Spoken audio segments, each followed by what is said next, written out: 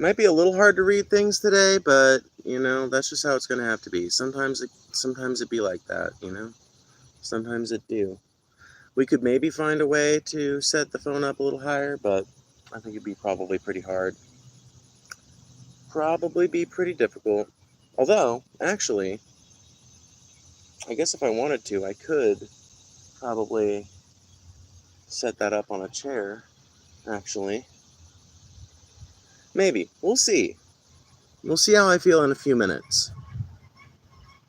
We'll see how I feel in a few minutes. I'll let people start cycling in before we start talking about the news and before I get all hung up on where exactly my camera's going to be and everything else. We'll let people start trickling in.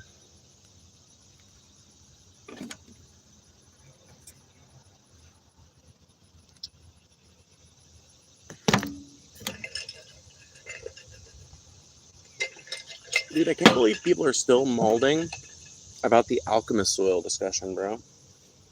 I mean, I'm still responding to the molding, so I guess I'm helping it continue, but I was actually involved in the fucking whole affair, so.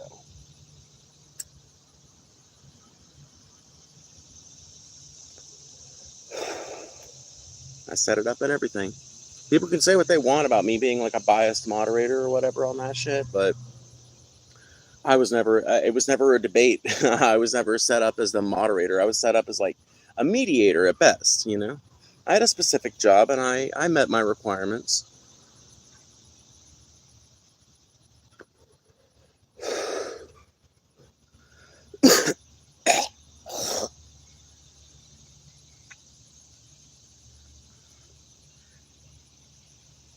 But, yeah, lots of stuff to talk about today, that's for sure. Although, I don't know that many people are going to be as captivated as I was by the Elon Musk story. But we'll see. We'll see. Some more talks between Hamas and Israel as to some possible ceasefire negotiations, so that's kind of cool.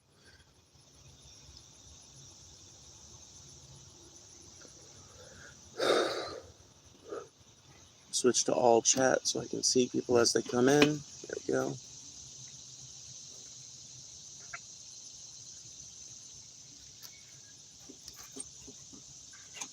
There we go. Man, it is a hot one today, though. I'll tell you guys that much. It is fucking hot today. I was looking at the weather report, and it's like 85 degrees or something like that right now.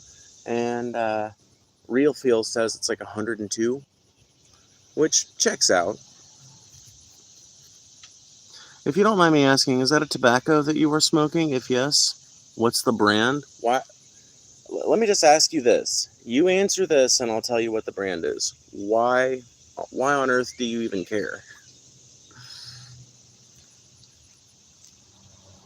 Like, I'm an American working class person. You realize there's a pretty good chance that it's just the cheapest brand of cigarettes that was at the gas station, right?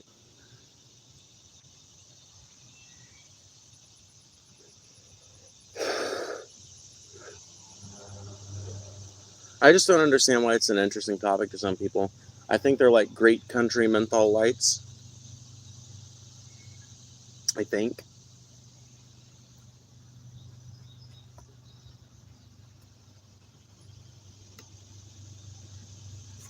You know, I should really get a P.O. box so people can send me shit, because I bet I'd get some crazy shit. People sending me cigarettes and bullshit like that.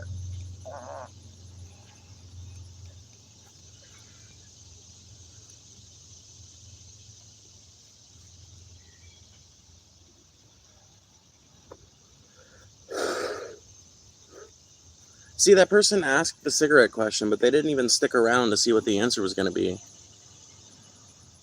It just sucks. I'm just going to make sure that I'm actually... Am I seeing all the chats that are available right now? Yeah. I don't get how there are 28 people here and there's nobody chatting. Like, there's literally nobody commenting on the live. That is so fucking weird to me. Do you believe in essence of forms, or are you a nominalist? I am not even familiar enough with whatever branch of philosophy you're referencing to know what my answer is. Maybe I do have a position on that I'm just not aware of because I frame it differently, or I've had it framed differently to me in the past, but I'm not even familiar enough with the subject matter to answer directly. I don't know. You have a fair point, but I was just curious. It is what it is. Yeah. I mean, it's just genuinely like, is it interesting to you? Does it? Let me ask you this much: do you think it's kind of like a horoscope? Like you can kind of tell something by the cigarette somebody smokes? Because I guess I can see where you're coming from, but I don't. I don't know that I would agree. You know, it's like what does somebody who smokes Marlboro Reds, are they more masculine? Is somebody who smokes menthols more feminine? You know, because the way I used to look at it is menthols are the feminine smoke, and reds and full flavors are like the non-feminine smoke. But now I don't really see a distinction in them. What's your thoughts on trans bathroom situation? Genuinely wondering. I don't think it's anybody's business who goes into what bathroom, frankly.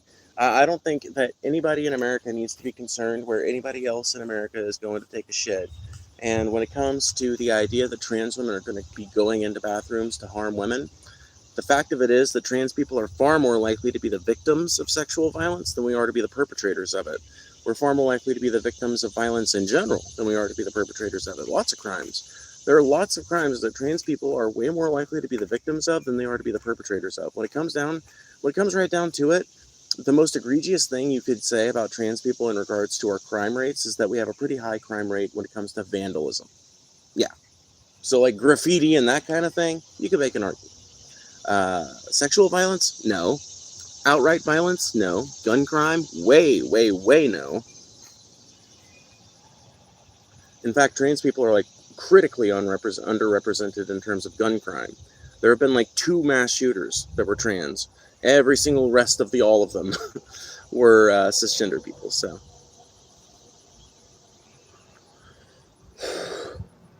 And I feel like the risk of violence is usually where the argument comes from. This idea that trans people or people that are going to pretend to be trans are going to start dressing up in women's clothes and going into the women's bathroom and molesting people. But the truth of it is, if that could have happened, then why did it not happen? Why was that never a thing?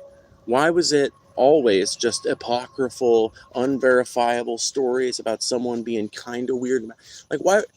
There literally is no case study that you can point out and look at and say, hey, this is where this actually happened. It's a non-issue. It's a thing that doesn't actually happen. But people were fear-mongered against the very idea of it happening because the American people, especially, I don't know how true it is of Europeans and everybody else, but I can speak to the American people. And the American people are scared as fuck. Scared. We're some of the most terrified people on the planet at any given moment. We are so easy to get our jimmies in a rustle. People are weird about bathrooms. I work in a small cafe that has single person bathrooms that are labeled men's and women's. It's crazy that men will wait for the men's or women's bathroom to open up. I mean, like, when it comes to single person bathrooms, I don't even think a single person bathroom should be gendered. I think that they should have the exact same equipment in both of them and let them be omni-gender. That's the way Illinois does it. So if you've got a business in Illinois and you've got single person occupancy bathrooms, you've got what are they called? I don't remember. Like unisex. There we go. Unisex. They've got unisex signage on the bathrooms in Illinois if you've got single person bathrooms. There's still such a thing as men's and women's rooms when it comes to multi-person bathrooms. But when it comes to single person bathrooms, it's pretty much non-gendered. And I think that that's a model that the rest of the United States could follow. And it would probably reduce a lot of uncomfortability when it comes to bathrooms. But yeah, you're 100% right. People are super fucking weird about bathrooms, and I have no idea why. Right, I don't understand why they're gendered at all. Me neither. I really don't get it. I do worry about I do worry about my children. I'll be honest. I do wonder that most trans people aren't a threat. I do know that trans people aren't a threat, but I feel there should be a unisex bathroom and everyone can use that. And then men's and women's. I've proposed a very similar solution in the past. Honestly, instead of having these.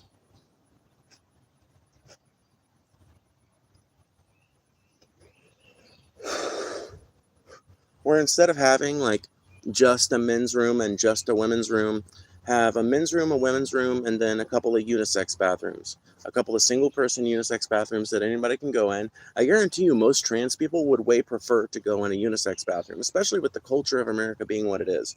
You know, like America is still more pro-trans than it has been at most other times in history, but we're less pro-trans than we were, say, 5 years ago. And the trend does not seem to be a positive trend when it comes to queer acceptance. So I think that that would be a fair solution for everybody, right? It seems like a fair compromise to me, because people that don't really care can use whatever bathroom is they're most comfortable with, and people who really want to make sure, like trans people, honestly, a lot of us don't want to use a public bathroom because of the amount of fear that's been fear-mongered about us, you know?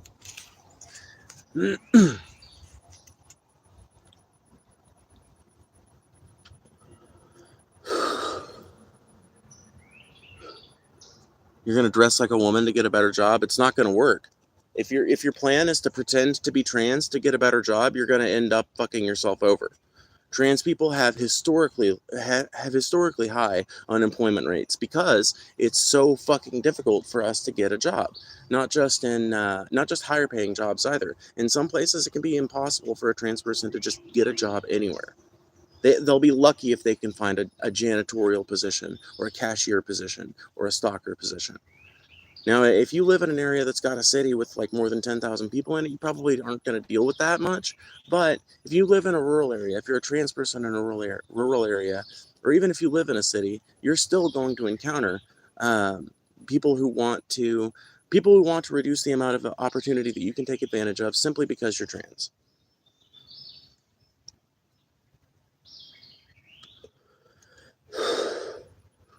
Is that a cig or a J? This is a cig. I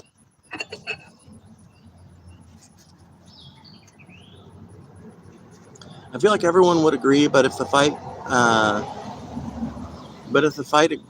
right, there we go. I feel like everyone would agree, but if the right agrees, the left don't, and if the left agrees, the right don't. Nobody wants to agree on shit anymore. It's sad, honestly. It is 100% sad. It's the de-evolution of our conversation. It's the American people basically allowing our discourse to be dictated to us by rich people, billionaires, and the corporations that they own and control. We allow whatever media narrative goes on by us to influence our behavior and to influence how we think about one another. And so we don't just sit around and have actual conversations like this anymore. By the way, make sure you guys are hitting that like button as you come into the stream. That is one of the best ways that you can help me send this out to the rest of the YouTube algorithm, because it takes a while sometimes for people to trickle in here. But one way that you can help that is by liking the stream. You can also send a super chat, and that helps as well. So with all that being said, yeah, nobody wants to have a conversation anymore. That's one of the reasons why I like doing these, is because we do occasionally, I wouldn't say occasionally, but I would say just about every stream, we find somebody, but it takes us a while, right? We find eventually a group of 10 or 12 somebodies that want to have a conversation, that don't necessarily agree with me, whether they're on the left or the right, but that want to have a conversation about the issues that matter in America, because so few people are doing that anymore. And I think it's actually quite attractive to a lot of Americans, but they don't know how to find that sort of thing, or they don't think about it in the moment very often, because they're always exposed to this news and the media atmosphere that's pushing the like complete division of person from person, right? On the basis of political party, on the basis of economic philosophy. And it's reduced our ability to respond to the critical needs of the country. It's reduced our ability to organize as a people for things that we all need. It's reduced our ability to just get along with one another.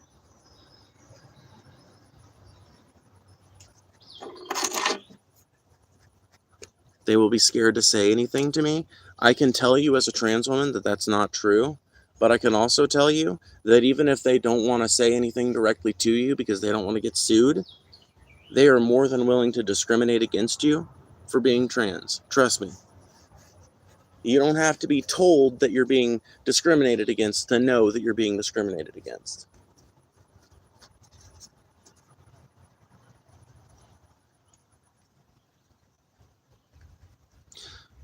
Not just corporate media bias, but also alternative media that have that never fact check or issue retractions. Yeah, I mean that's a big deal too. I mean, but that's when I say, like, the corporate media narrative, though, you have to understand it covers way more than just like CNN and Fox News and that kind of thing, right? The corporate media narrative is now influencing alternative media.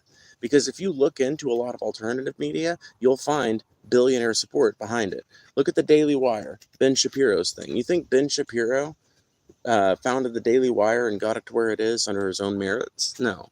No. Do you think it's because he was the youngest columnist in American history that means he can start a media empire? No, that alone was not enough. What it took was for him to he got involved with Breitbart, and eventually an oil billionaire, I believe it was the Koch brothers or another set of oil billionaires, I don't remember exactly who, but oil and fracking billionaires came to him, offered him the opportunity to start what would become the Daily Wire media empire.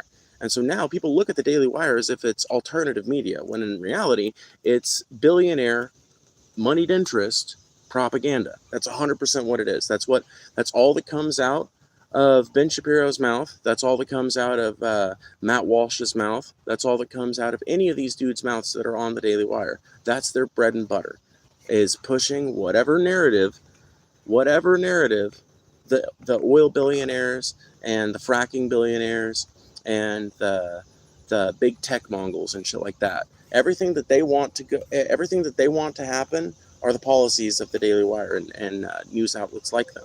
And even on the left, you can sometimes find media creators who have like Russian money behind them, or some kind of corporate money from here in America, from some company like solar startups and like solar proliferation companies have been known to astroturf with leftist creators and shit. Now, you're not going to find any of that with me, because there are no strings to hold me back. I'm as broke as a motherfucker.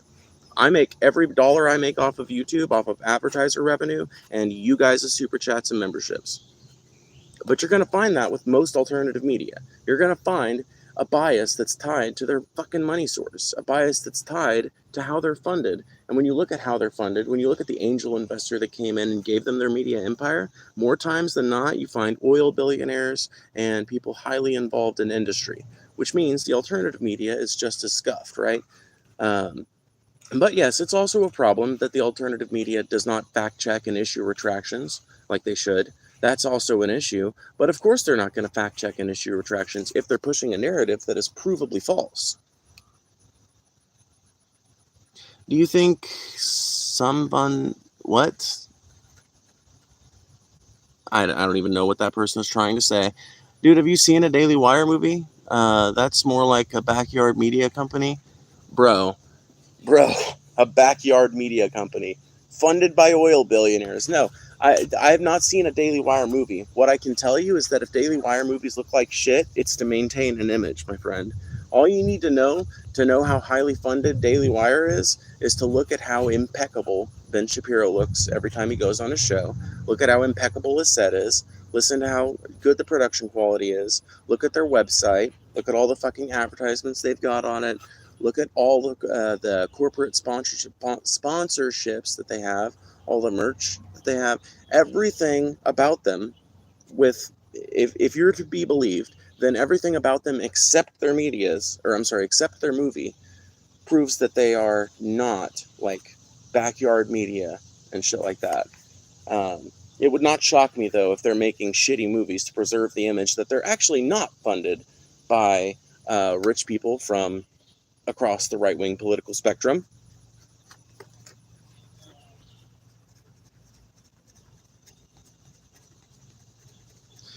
And you ignore any pushback on you, which makes sense considering your size, but still, maybe instead of going off on a retarded monologue, actually talk to people. You mean like I just talked to you right then? You're literally saying I ignore pushback, but I'm like responding to your comment and literally actively having an argument.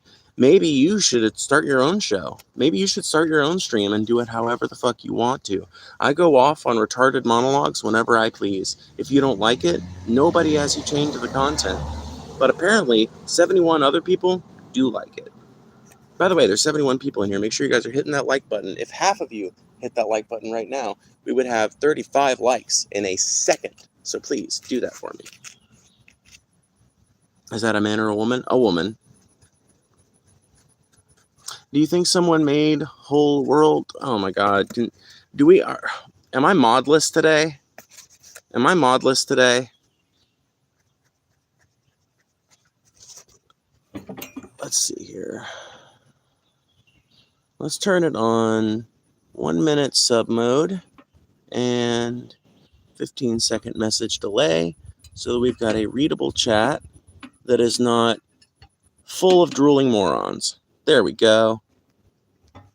71 people? Yeah, 71 people.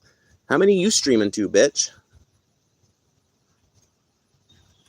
85 people now. How many people you streaming to, dumb bitch?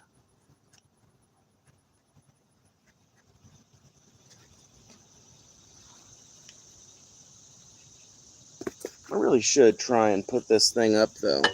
So I'm going to try and do this. Let's see here. We are going to try and put the phone up on something that'll make it a little bit more readable. So hold on 1 second. Hold on just 1 second.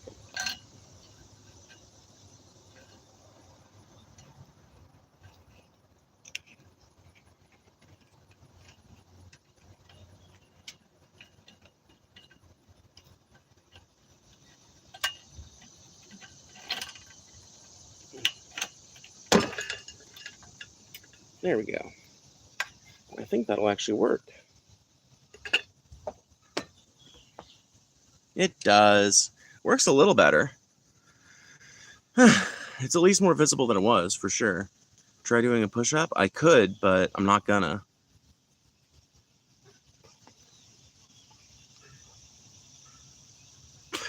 I'm subbing so I can keep making fun of you. As long as you're telling YouTube to send more people my way, I don't really give a shit why you're subbing.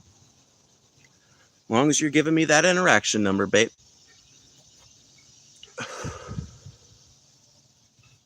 When did Paul and TJ become woke? They've always been woke. You realize Paul was literally advocating for the Occupy Wall Street protests, right?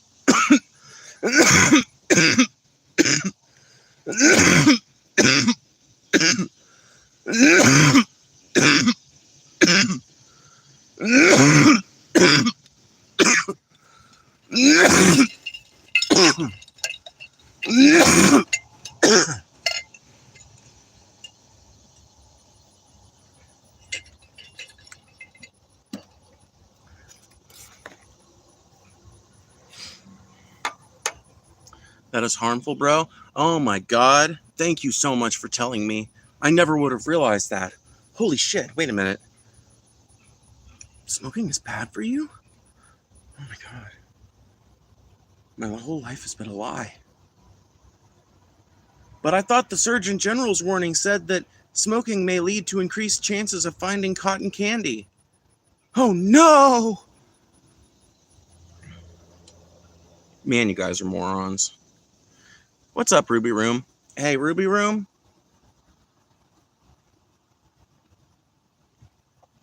You are now a standard moderator. All this means is that you now have the ability to clean up the chat if you want to. It is not an obligation because I don't have the money to pay. I don't have the money to pay you. I don't make that kind of money. So you are now a moderator and you can help clean up the chat if you should so please. So here are the rules as far as what we clean up out of chat. If it's not readable, get rid of it. If you read it and your brain literally resets and you're like, what? Delete it. I don't need to see it. If it's not original, if it's somebody just repeating fat over and over again, or somebody just repeating Jesus saves over and over again, something like that, get rid of it. And if it's unoriginal, you can also get rid of that. But if it's a troll and they're making an interesting comment, even if it is trollish and mean, let it sit, let it fly. We like those kinds of trolls. If they can be interesting with their trolling and they can quack out a reasonable and well-written sentence, let them stay. But if they're just going to be an unoriginal dumb bitch in here, get rid of them. That's the rules. Readable, original, and interesting. Break those rules and your dumb ass is out. Like, live within those rules and your dumb ass can sit in here and argue with me all day long as far as I care.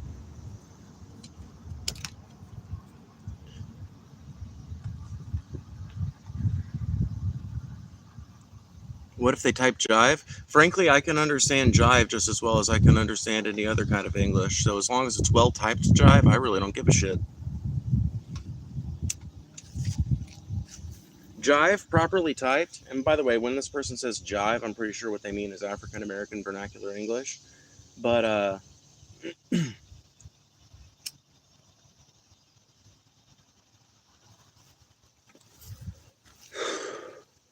but AAVE properly written is actually pretty easy to understand. Arguably easier than regular English. What type of gay are you? I am the bisexual type of gay. Or I guess pansexual. To me, I grew up with the terminology bisexual. And that's what everybody that liked penis or vagina would refer to themselves as until like 2017, 2018, give or take.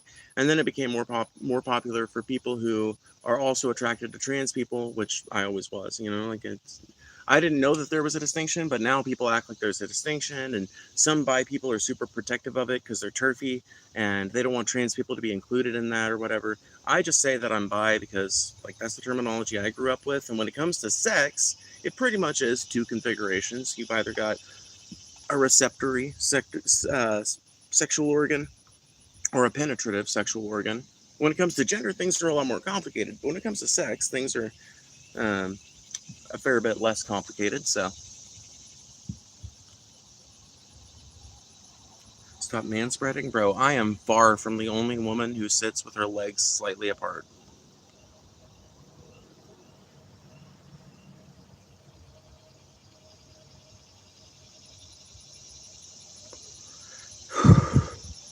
Bye, gang. But yeah, I think pan makes more sense if you consider gender to be a spectrum. Yeah, I feel like it's a weird thing for me, right? I feel like I understand the logic of it, and I feel like maybe even to a certain degree I agree, but it's just impossible for me at this point to get over the terminology. And I guess there is an element of defensiveness to it because I've just gotten so used to calling myself bisexual, and pansexual just sounds so weird.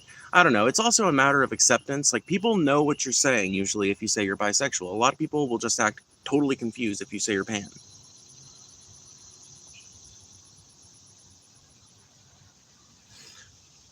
Remember that comma? Remember that comma will take care of your dirty laundry for you? What are you even talking about? For real, hashtag I have thighs. Yeah, I know. Like, this just in, lady has thighs and doesn't sit with her legs squished together like this because it's uncomfortable.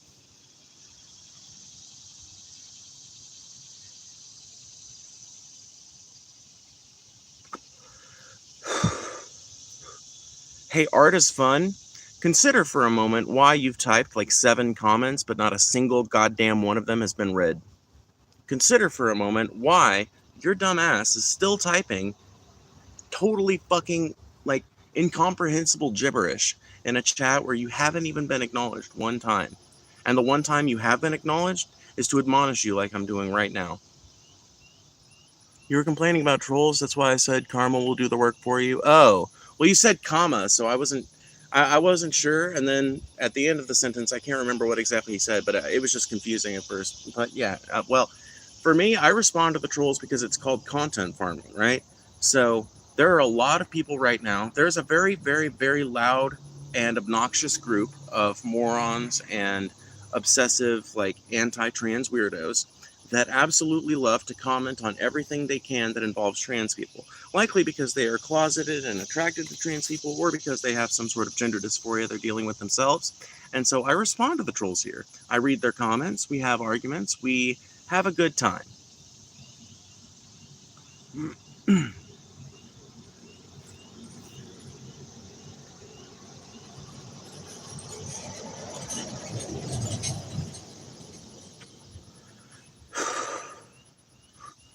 At least my parents acknowledge me. That why I am not sitting in a garden, bro. Not only do my parents acknowledge me, but my mom constantly brags about me. You can literally, there's a stream on here. I don't know if it might be members only, but if you join the membership, there's literally a stream in my past streams where me and my mom sat out here and talked for like an hour because she saw I was streaming out here, and she was like, "Oh, Because usually I would stream in a different part of the yard, and so she wouldn't see it. But she decided, oh, I'm going to join her stream if she'll let me. And it actually ended up being a really fun conversation and really fun to do. So, yeah, the main reason I'm sitting in a garden is because I want to be able to smoke cigarettes. I want to be able to hit my vape and shit. And the garden is also just a really nice place to sit, you know? There's a peach tree. This is not a peach tree. This is a pear tree. There's a pear tree sitting right here. See? Pears. One that fell. Pear trees and some plants behind me. It's a nice place.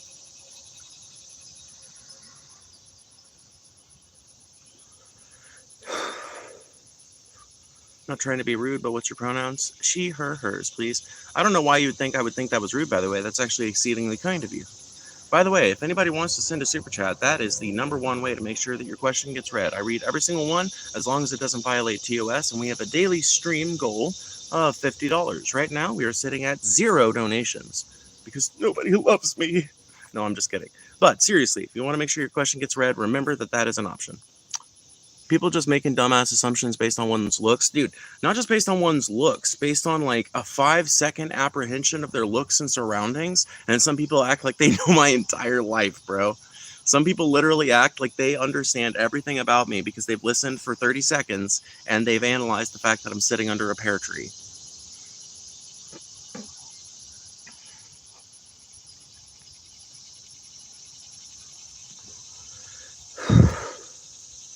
My pronouns are master/CEO of Microsoft. Prove it right now by sending me $200 in super chat. Prove it.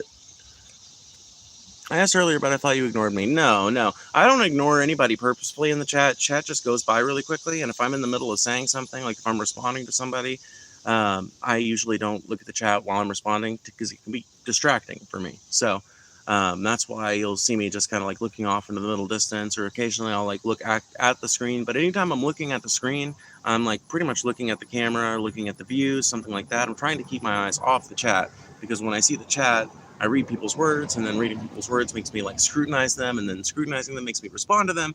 So as long as I'm not responding to somebody, you know, I'll read to the chat. But if I am, it's kind of impossible. So there's honestly not a lot of ignoring that goes on these streams. It's just, you know, rich people don't share monies. That ain't true at all. Some rich people don't share money. Some rich people fucking are super generous. I don't know him personally, but there's a dude named Mr. Naughty Priest here on YouTube that there's a podcast that I watch that I've been watching for years. Actually kind of inspired me to do this. At least one of the people on there did. And I mean, Mr. Naughty Priest has dropped $100 on this channel. He's dropped thousands of dollars on Pessimist Productions. Dropped thousands of dollars on them, and you know, $100 and $250, $200 super chats, things like that. And I know a little bit about him. I know he's a farmer. Somewhere in South Dakota, I think. And yeah, I mean, he's not like the wealthiest dude in the world, but he's a pretty rich guy. And you know, he's a farmer, and like not the kind of like farmer that we are, not like a farmette. He has like agribusiness interests. Some juicy algorithm food and $2. Oh, thank you, Conrocha. Conrocha? I don't know actually how I'd pronounce that correctly, but I tried.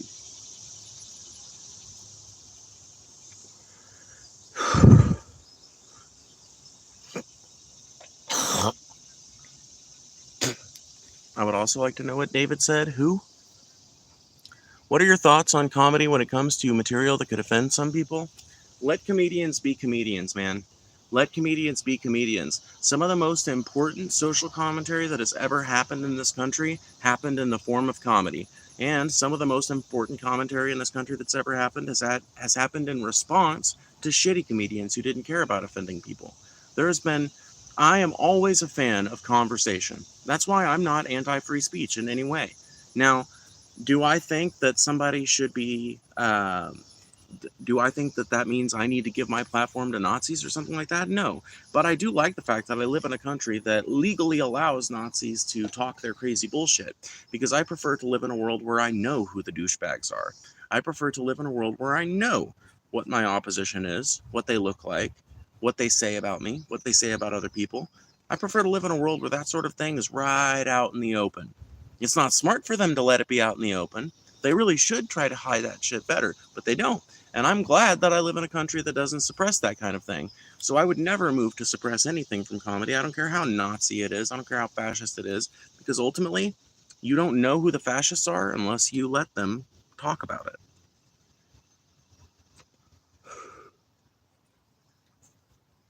Agree, discussion is such a great thing. Yeah, 100%.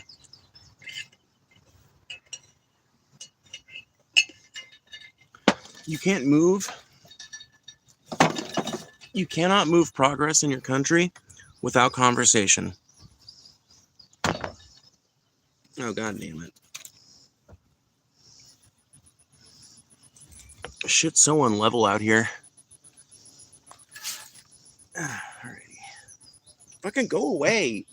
God damn. Anyway.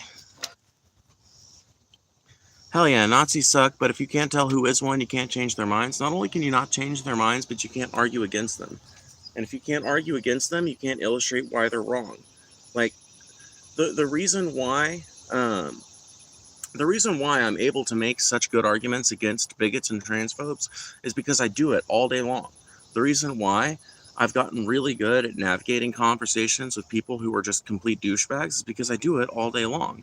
You know, like, you don't get to the point, and because I've done it for a lot of my life too. Like, I have always sought out people who disagree with me to have conversations with them, because I love a contentious conversation, especially when both parties are willing to say, you know, we're not gonna take it personal, and even if we do go personal, we're not gonna take it personal. You know, like, we're not gonna like we can still have a conversation after this. Now, sometimes that's hard, and sometimes you can only get somebody to agree to one or two conversations or something, but that sort of thing improves your ability to argue against those bad ideas in the future.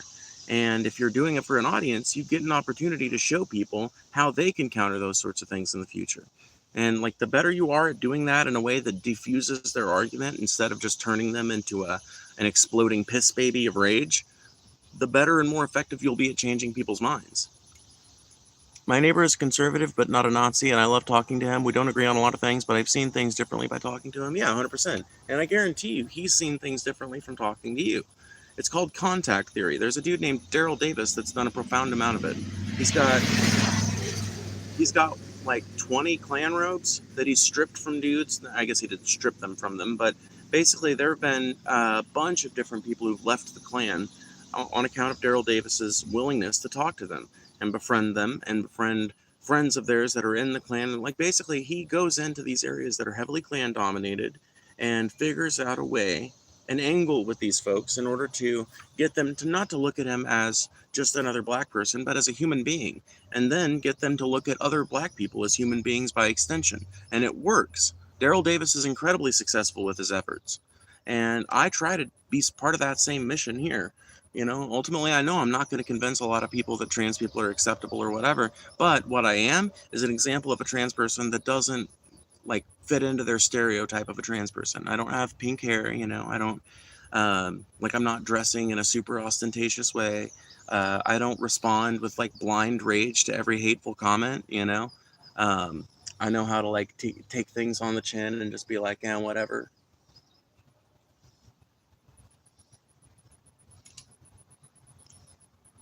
The clan? Oh yeah. Oh yeah, go look up Daryl Davis. It is nuts to learn about him. Why don't you become a teacher? Good question. I really don't know that I have the patience to deal with high schoolers or middle schoolers, other than whatever. Once my child becomes like a middle schooler or a high schooler, I'll deal with him, and if I have more children, I'll deal with them. But I'm not. I don't really know that I have the patience for other people's children, 8 hours a day, and then I get to come home and raise my own. You know, like, that takes a special kind of person. I don't know that I'm that person. You know.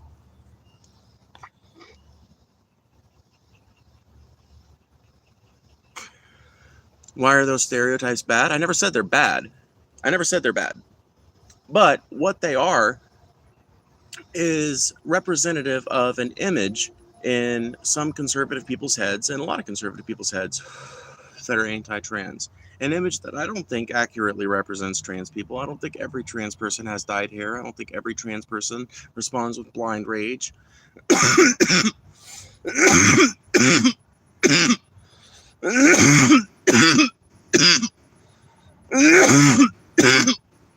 Excuse me.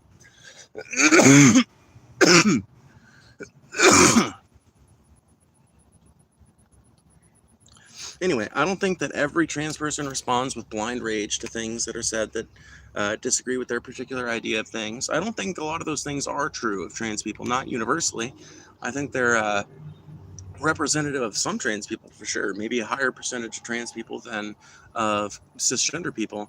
But what it is an image that's been fostered by the conservative media, an image that's been fostered by the alt-right media and the right-wing media in general, and by people who watch them, people who believe in their message. And if I come on here and try to argue with them with that same exact tact, then I make no more progress with them than any other trans person has ever made with them. I make no more progress with them than any of their friends or families who might be allies have made with them. But if I come at it in a unique way, if I come at it like how I do, right? If I come at it like in a way that throws people off in that manner, then they're way more apt to listen to my arguments, because I'm not what they've been led to believe trans people are. And I'm not that because I don't want to be that, by the way. Or I guess I am that because I don't want to be that, but I don't find that to be a bad thing. You know, like I've just never particularly thought I would look good with like bright dyed hair. You know, I've dyed my hair black before. Maybe some people would take issue with that, or maybe that would fit into some people's idea of like the trans stereotype or whatever. But you know, it's just not like the most appealing thing in the world to me. As far as responding to blind rage with shit, really the only people I respond to with blind rage are like um, defenders of capitalism from within the upper echelons of it, and landlords. That's pretty much the only people who can incite my blind rage. And that's just how I am. You know, like that. Those are the things that really piss me off, because those are the people that I really think are oppressing people daily and all the time. It's not like transphobes don't have a whole lot of institutional power if you think about it. If you really think about it, compared to capitalists. Yeah, transphobes have institutional power right now in the presidency and adjacent to the presidency, but transphobes don't have institutional power like capitalists do, because capitalism is the system that rules our country. It's literally the thing that makes every decision that matters in this country are the interests of capital, pretty much. And that is what ultimately causes people suffering in their lives. That's why their rents keep getting higher. That's why their wages remain stagnant. And that is a far more oppressive force in this world than transphobia.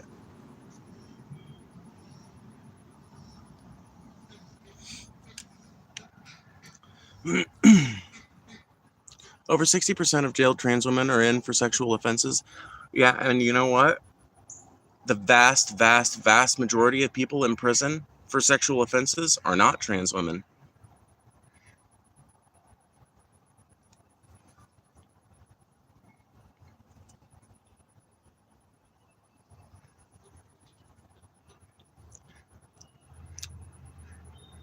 Like I said, trans people are far more likely to be the victim of sexual abuse than we are to be the perpetrators.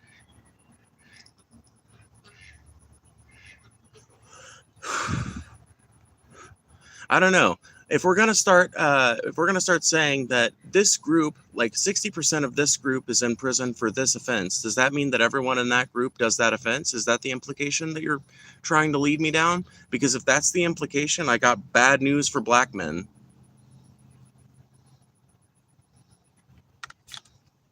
And if that's the implication, I got bad news for white guys too. And if that's going to be the implication, I got honestly, I got bad news for everybody, because demographic trends can be outlined from nothing anywhere you want to look.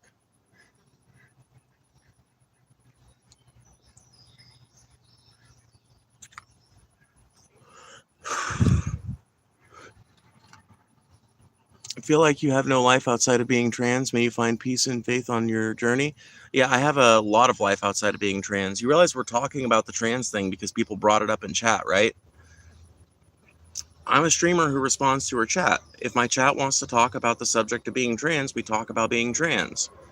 If the chat wants to talk about the news of the day, we talk about the news of the day. I always put it in the headline, but a lot of people, when they see a trans person, they don't want to talk about anything other than the fact that they're trans. So what you are demonstrating is not that there's nothing else in my life besides being trans. What you are demonstrating is that there is nothing more interesting to a bigot than a trans person.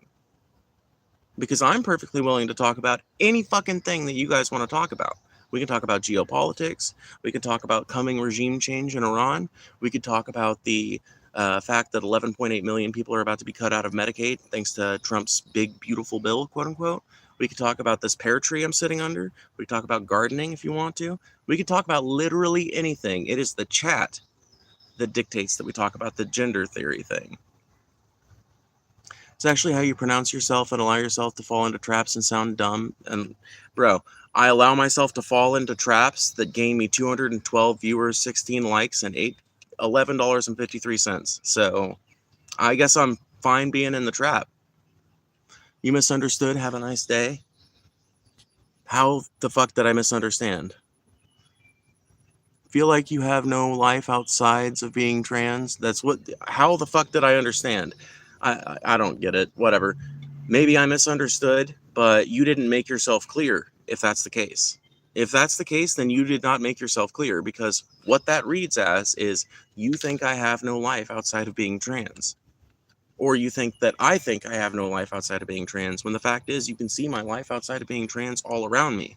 You can see my life outside of being trans if you ask me about it. Yeah, that made no sense. That's what I'm saying. Do you have a nice garden, Phoebe? Yeah, I mean, it's not like it's a family effort. It's not just mine, obviously. But it's not as big this year as it was last year. But yeah, there's a bunch of cool stuff in it. We can walk around it if you guys want to. You are not a man, bro? Yeah, no, I know. I'm a woman. But I never said I was. You could be not of you. What? You could be not of YT, not hating on some person and making money. What? The Throngler, you want to type that out again and make sense?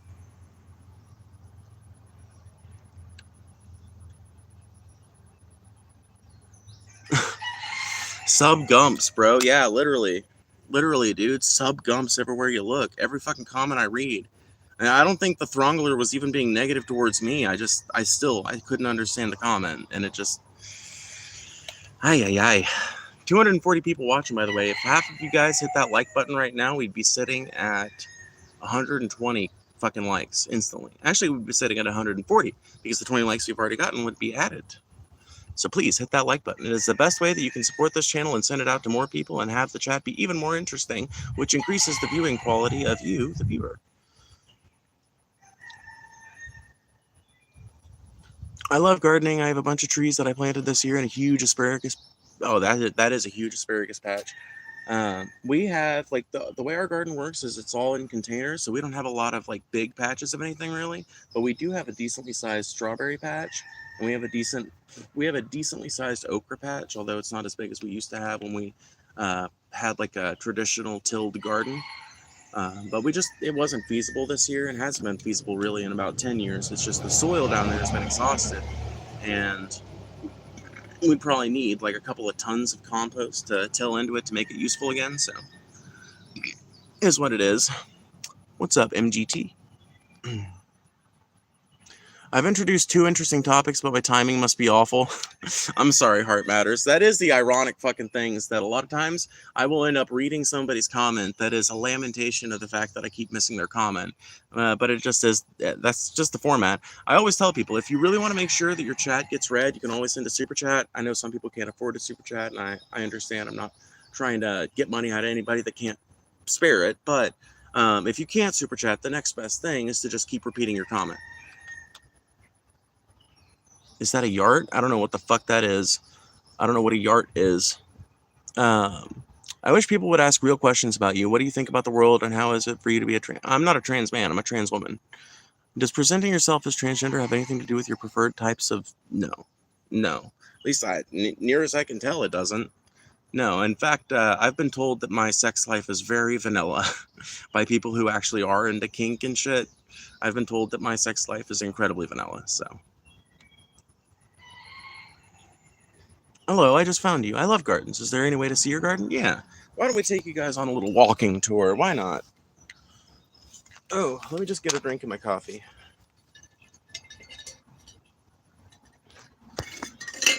Okay.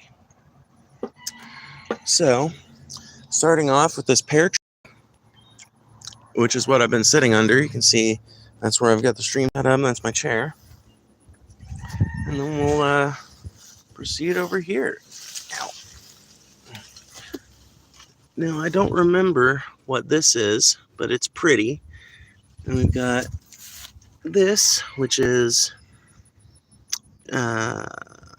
something. I don't know.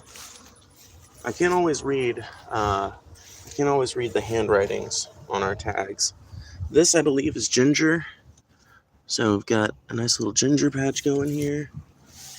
Ow. Then you've got snake bean gourds. Get these weeds out of here.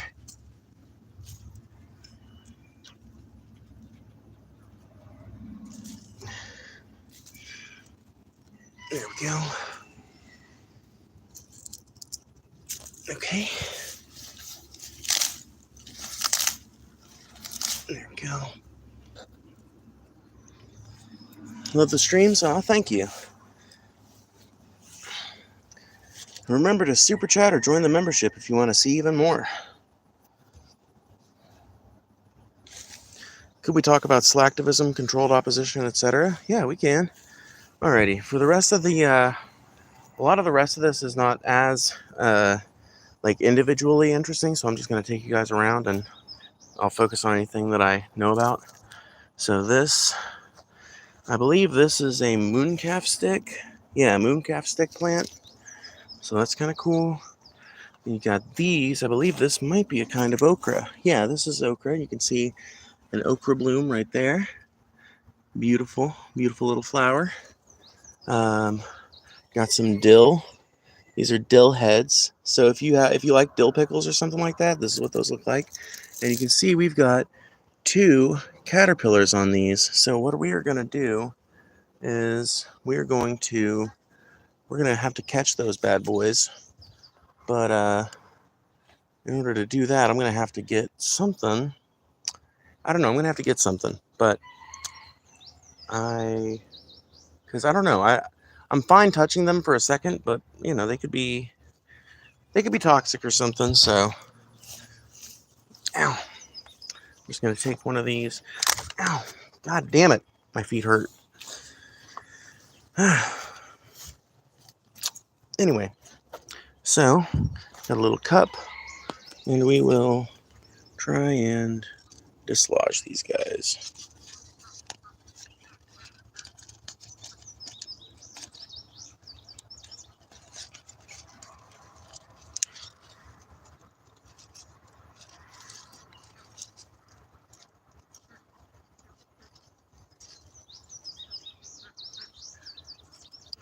After we dislodge this guy, we can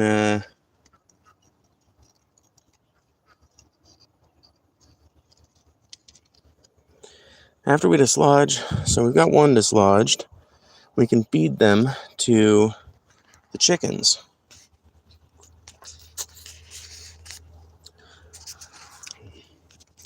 But I think the best way to do that is honestly just going to be to pull that little stem off that he's riding on.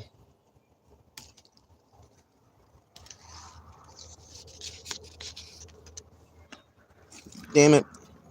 I dropped it like an idiot.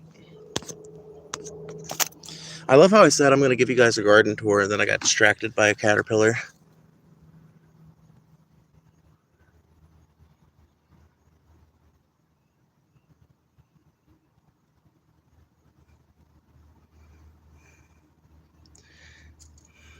just if it is poisonous, I don't want to get, bit or whatever.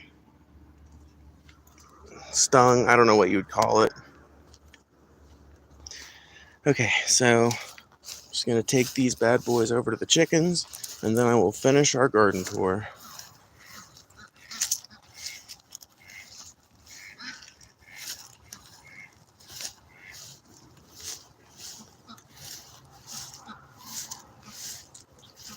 People are used to really dumb trans people who put themselves in this LGBTQIA plus and people who are angry and defend trans with their soul, but I'm not a guy. I'm not a guy, but yeah, I don't know. Like, I'm not saying that trans people are like universally unreasonable, but what I am saying is that there are a lot of trans people who are not necessarily all that good at like, I don't know, like defensive advocacy for trans people. And I think a lot of it is just because trans people are kind of like under attack from all angles in America right now. And so the natural response from a lot of people is to get super pissed and to be like voraciously defensive and shit, but it's not really the best tactic if you're trying to convince people. It's not really the best way to do things if that's your plan. Okay. I do this for attention. Stream? Well, duh. Who the fuck doesn't? Who the fuck streams to be unseen? As far as being trans for attention, I had plenty of attention before I was trans, so I'm just an attention seeker in general. It's got nothing to do with me being trans. In fact, the attention I get for being trans is of a way lower quality than I got when I was merely living as a cis man, so. Anyway, more beautiful plants, more beautiful. These are so pretty, and I don't even know what they are, actually. I'll show you guys some of these peppers, which look like they might actually need some water or something. But yeah, these are chocolate Segura peppers. They are an Italian roasting pepper, and they get super long. Super fucking long. But it looks like these plants are actually having kind of a hard time, so they'll probably need some water. We got these melons, dude. This is fucking beautiful. I have to show you guys this shit. Look at this shit. This archway with a bench in it. Cattle panel bent together with beds at either side to keep it, and it's just a really cool design. But then we've got, so these are loofahs, I believe. Yeah, you can see we've got a big loofah gourd hanging. The cucumber arch, exactly. And these are bitter melons. So very cool looking veg. I forget what this plant is, and I forget what this one is. This one looks like a kind of squash, though. It's got to be some kind of squash, some kind of thing like that. Somebody was talking about basil, saying, oh, that looks like basil. Well, here is the basil.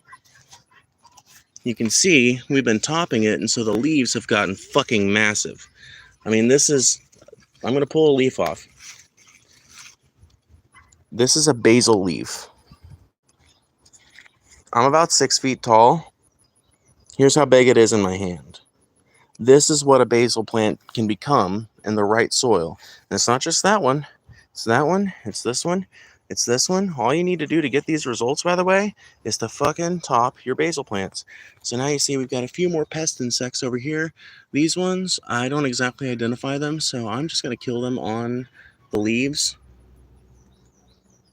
using this basil leaf if I can. Ooh, there's two. I can get two at once. Ooh.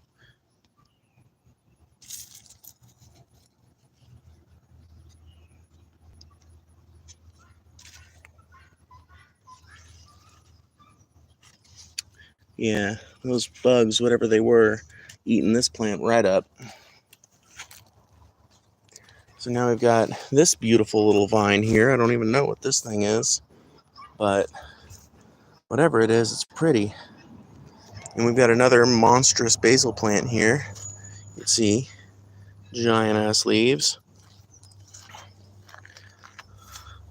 Let's see if my fucking, I've got a fucking celery plant here, but as you can see, this fucking celery plant is having problems because it's in the same bed as a giant mess of fucking mint, and mint loves to conquer everything. So here we go. This is a good example of what happens if you don't top all of your plants and shit. So these have been allowed to grow seed for a while, or not grow seed, but grow to flower, which will eventually grow to seed. And they have smaller leaves. Their growth is actually about the same height, but the leaves are smaller. So um, let's see here. Ooh, I know what this one is. This is amaranth. So we've got some amaranth right down here, which has sadly had almost all of its leaves eaten away by some kind of pest insect. No telling what kind, but we've got more amaranth sitting right up here, and even more right over here, I believe. And yeah, I mean, just beautiful. Amaranth is a pseudo cereal, so you can actually grind up the little seeds and use them as flour. Nice for you. I live in the fucking desert. I can only grow cactuses.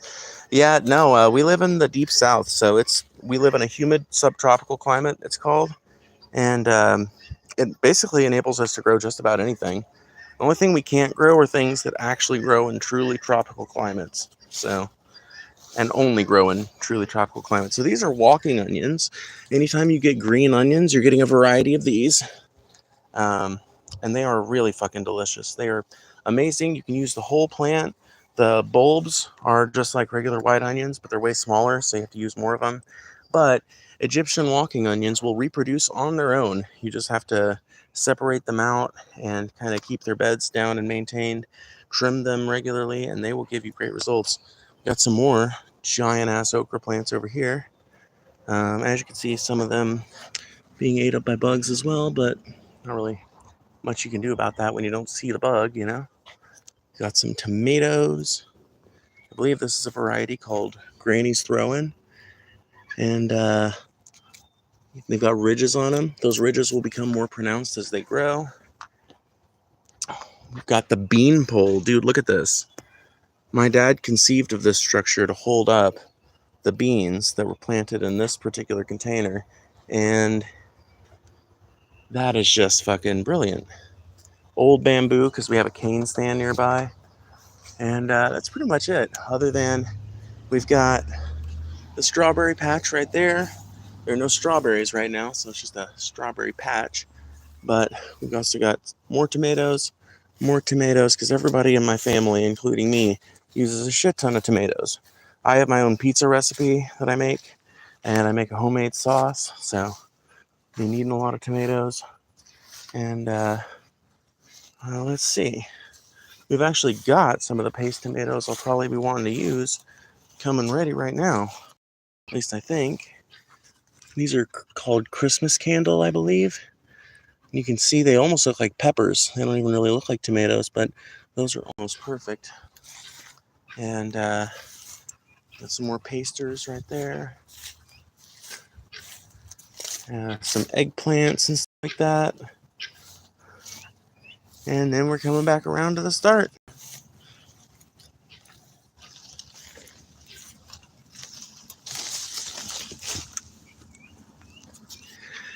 Oh, and we can restart our political conversation if you want.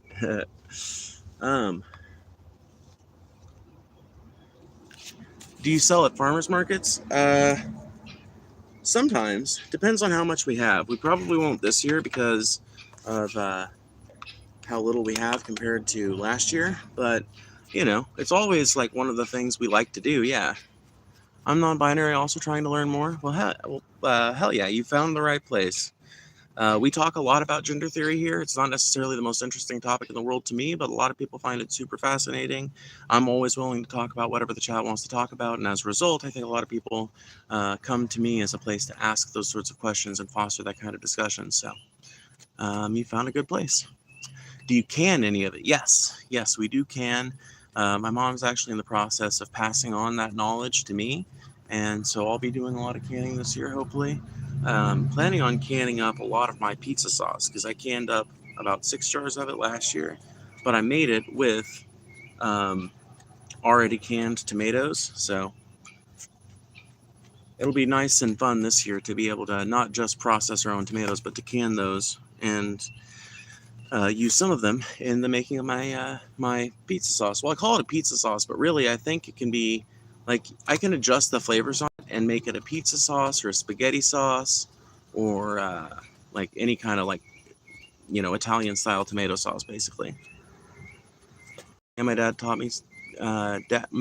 My dad taught me too. It's a ritual.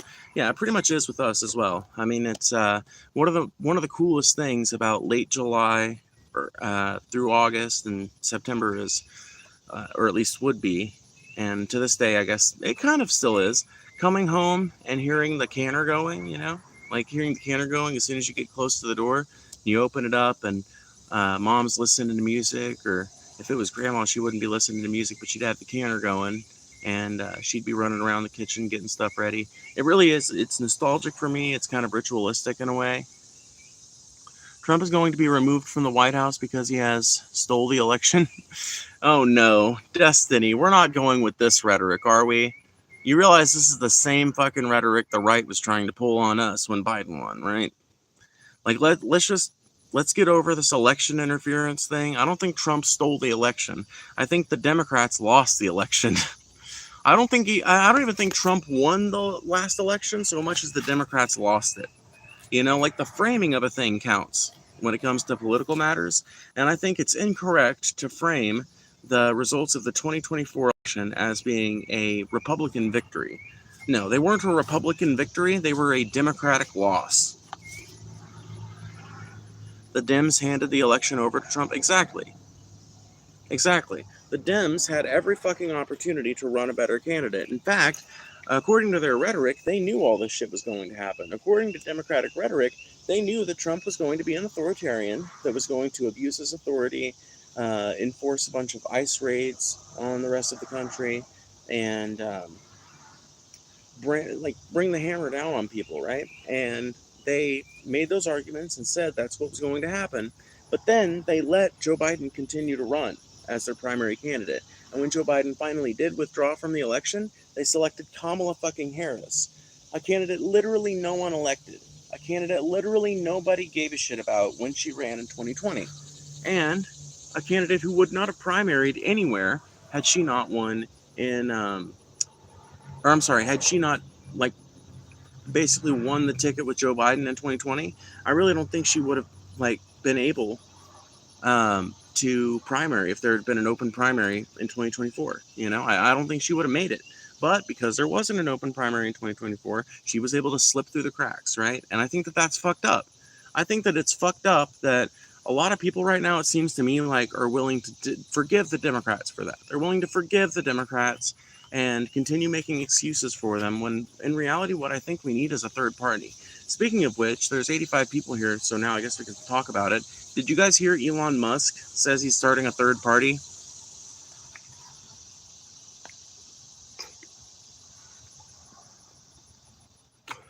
My best friend is non-binary, and their old school teacher was very transphobic about them and said they should go to hell and their teacher had to get fired.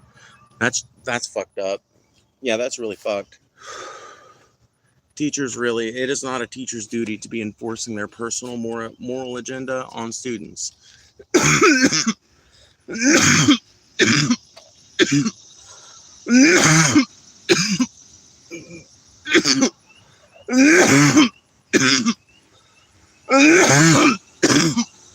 Man, this shit's harsh.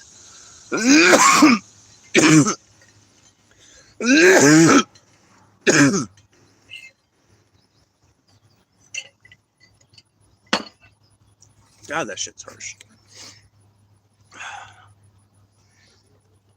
Lord have mercy. I'm sorry. I know it's gross to just sit and listen to somebody cough, but fuck. Sometimes it just hits too hard and you can't hit the button. Yeah, I'm okay, y'all. I'm fine.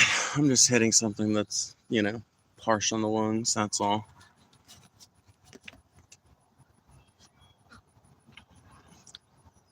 The Muskie Party? Yeah, no, he's Elon Musk claims he's starting a party called the America Party, and but he made the announcement on Twitter, and as far as I know, I don't think there's been any like official documentation that he has submitted for any.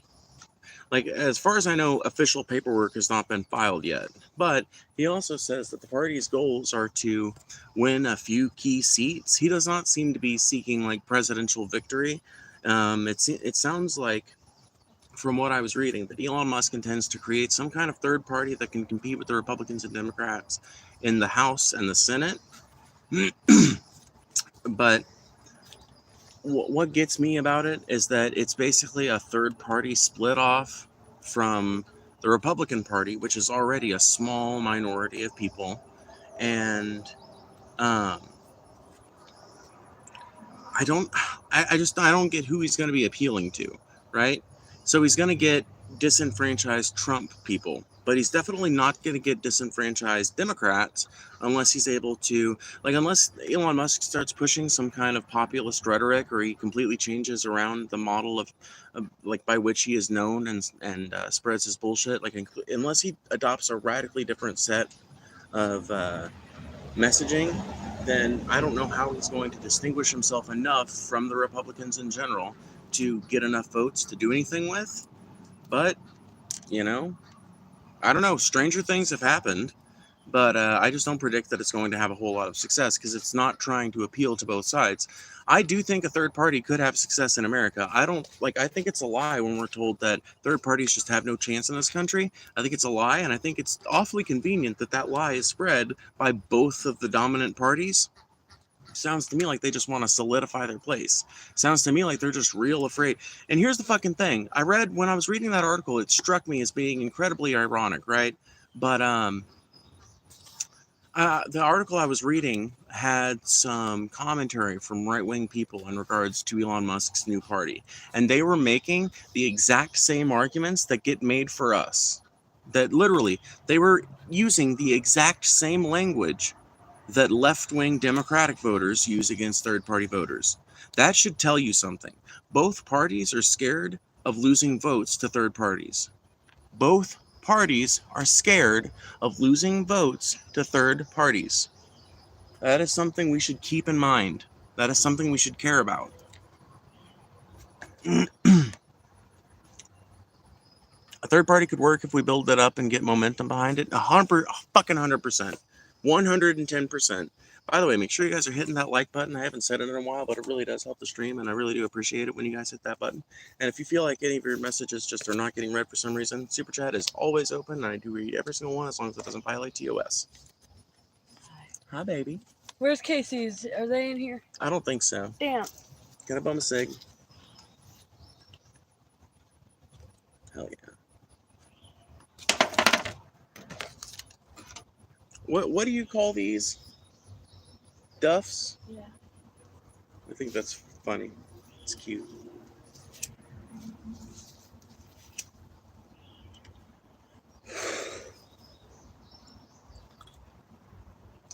I read that one. My parents refuse to accept that I'm a lesbian and keep asking if I have a boyfriend, even though I have repeatedly told them I'm les. Oh yeah, dude, that shit fucking sucks. They're probably not going to accept that you're a lesbian until you literally like come out of the closet, or not come out of the closet, but until you literally bring a woman home.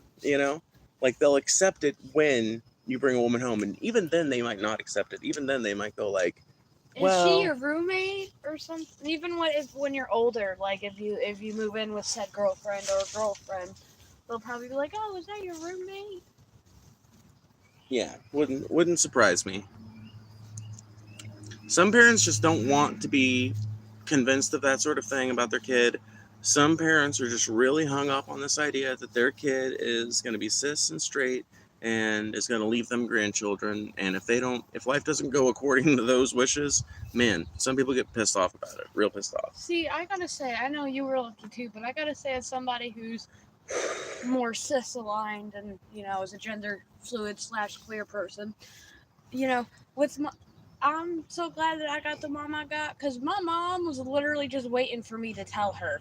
When I told her, "Mom, I like girls," she was like, took you long enough. She dead ass was like, took you long enough to tell me. I already knew that. Yeah. I mean, so it is really cool to have a supportive parent that is like pretty much comfortable with it. So comfortable with it that they kind of already figured, you know? Can I take a hit off that? Good morning. Yeah, you can. I had to kiss a man in front of my stepdad before he accepted it. Yeah, I mean, like, and that was from a dude named Robert. You know, like, there you never have, like, there's just some parents, like I said, they don't want to accept it for whatever reason. Usually, I think it's tied up. No, I got my lid. Usually, I think it's tied up in their desire to have grandchildren or something like that. But, I mean, ultimately, like, I wish parents would realize that being gay doesn't mean you're not going to want kids. It just means that there's other ways that they're probably going to do it. Like lesbian couples, most of them do it through IVF and or adoption. Or they just find somebody like, one of their male friends that's willing to contribute sperm or something, either through IVF or through like the turkey baster method even, And then you got, I know lesbians sometimes use surrogate mothers, but I know gay men typically are, well, even if one of them is bisexual, but gay men couples, usually they like to do surrogates, I noticed. Careful when you're hitting the chair, baby. Oh, sorry. You're fine. I just want to let you know. But yeah, no, for sure. Everyone else in my family accepts me except my parents, then yeah, I mean, it might just, like, sometimes that's just how it is, but it might be a matter of them needing to see it to know it.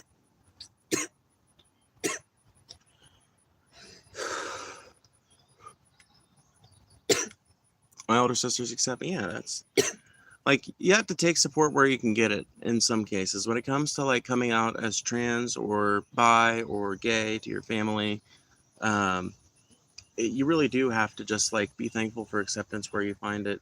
Hey babe, would you do me a favor? What? Would you go catch that chicken that just got out and put it back in its cage? I don't know where the fuck they keep getting out at.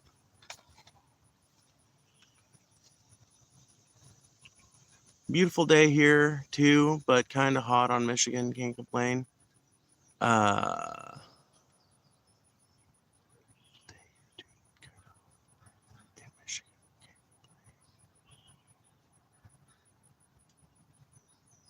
Why is that message taking me so long to process? Anyway, yeah, it's kind of hot. It's in fact fucking blazing hot here in Mississippi, honestly. I'm definitely going to complain about it, but it's not going to change it, so I don't know what the point is, Can I test my AI on your channel? What? Well, like, what does that entail? I'm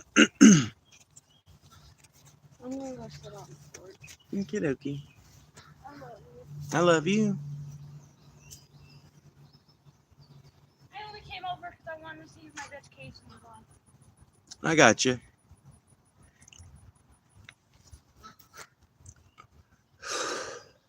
But yeah, Elon Musk says he's going to be starting a third party. I know we were talking about that a few minutes ago, but it's still on my mind.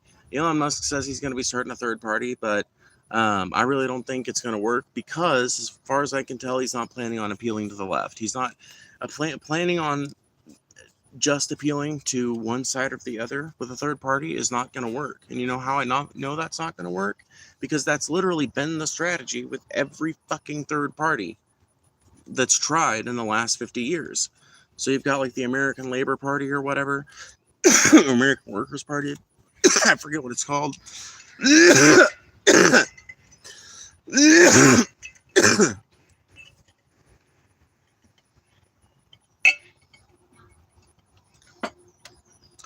You've got the American Party for Socialism and Labor or some shit. You've got all of these different like splinter groups basically that exist for disenfranchised libs and leftists of various stripes that want to feel effective but can't stand voting for the Democrats, right?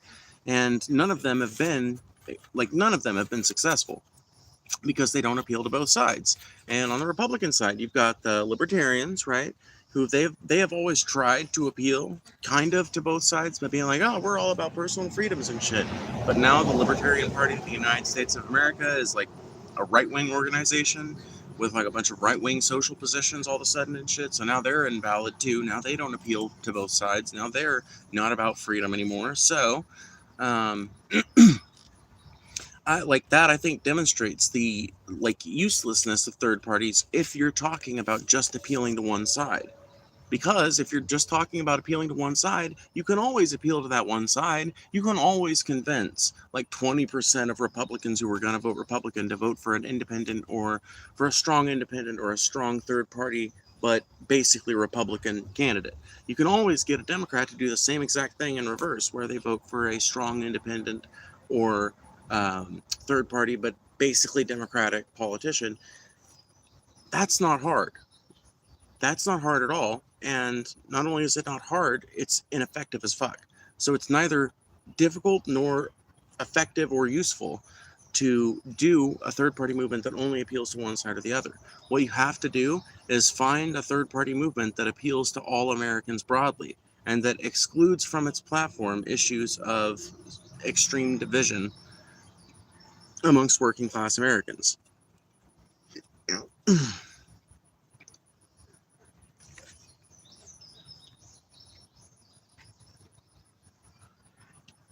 I don't know that he could appeal to the left. The Roman salute shit, amongst other things, really poisoned his chances. Yeah, no, that's what I'm saying. It's like Elon Musk's chances of appealing to the left are exactly zero because everybody's just going to repost that fucking Nazi salute clip endlessly. Everybody's going to repost that every time Elon Musk tries to insert himself in the political sphere for the rest of for the rest of humanity's time on Earth, that image will be associated with Elon Musk in left-wing spaces. So he's never going to be able to escape it except on the right wing, where they don't even give a shit about that kind of thing. And that limits his political appeal to people that aren't, kind of fascists or fascist adjacent or at the very least Republicans of some stripe. It really limits his fucking appeal to people outside of those kind of cloistered communities. So he's not going to be able to appeal to the left wing. He'll be lucky if he appeals to enough of the right wing to gain enough votes to actually do anything meaningful. And it's ultimately just going to be another third party movement that probably fizzles out 3 or 4 months before the election and goes all in for Trump. That's honestly what I imagine it ends up amounting to, is a big old fucking circle jerk for 3 or 4 years while people complain about the Trump administration from within the right. And then it'll get really fucking heated as they try to build up to something like a movement, and then it'll all come crashing down as they realize that none of them are really interested in doing the long, hard work that it takes to build up a third-party movement enough to gain a few seats in the Senate and the Congress, and that none of them are willing to appeal to the left. None of them are willing to reach across the aisle, which is what an American politician needs to do if they're going to unite people across party lines, if they're going to unite people despite party lines. And I mean people, not politicians, not corporations, people.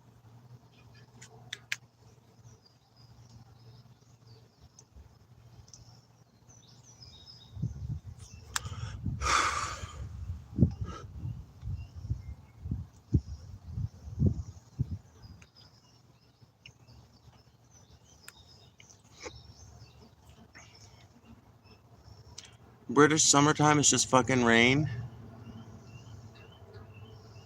Right on. Is it really?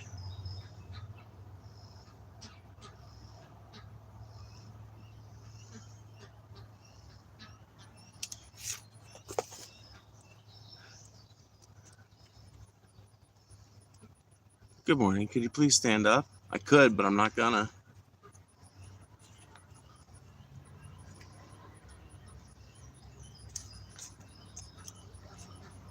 I am going to say, though, I think if a third party arose that did appeal to both parties, not just to both parties, but rather to voters of both parties, I think that would stand a real chance of winning here in America.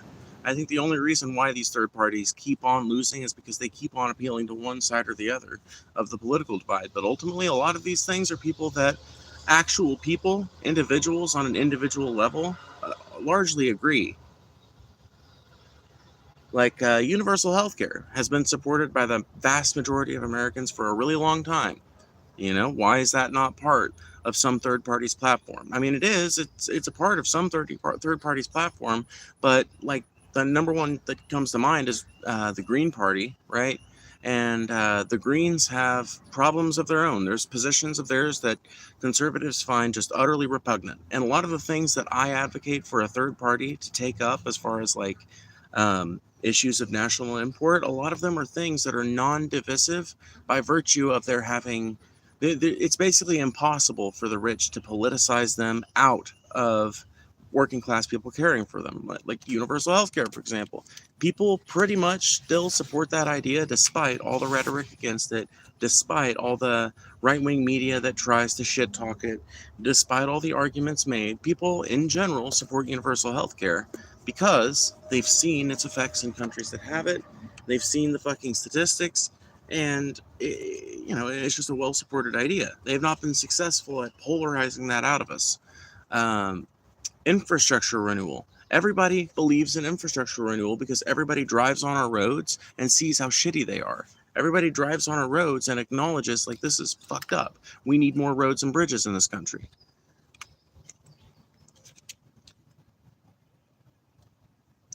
Thanks for hanging out on stream, Phoebe. I'm going to hop off. See you next time. Aw, yay. Well, I'm glad you hung out, and, I'll see you again some other time, friend. Yes, that's all we ever have. That's fucked. Have to bounce, Phoebes. Catch you on the next one. Okay, Ruby. I'll stay. Yay, at least one person's staying. No, I don't want a fucking dumbass green screen. The Green Party doesn't count? Doesn't count for what? Doesn't count for what?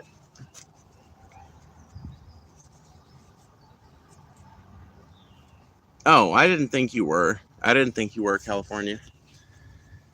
I didn't think you were. I didn't think you were. But yeah, if I was going to say, like, the 5 issues that I think that this party needs to...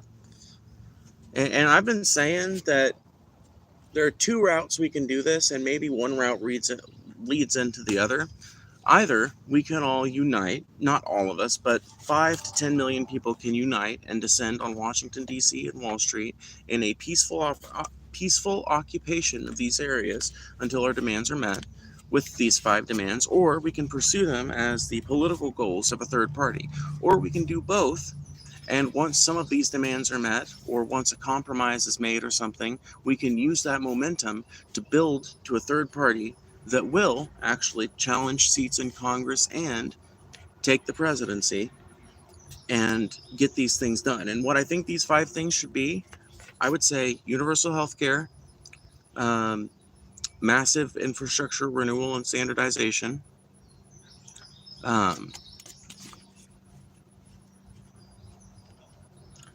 student loan forgiveness, and taxpayer-funded higher education, housing reform that moderates prices and enables Americans to buy homes again, and maybe even reallocate some of this land and some of these unused houses to be reused as rehab centers and things like that.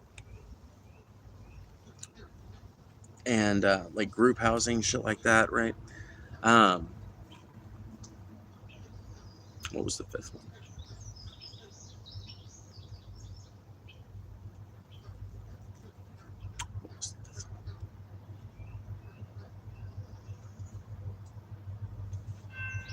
Train coming.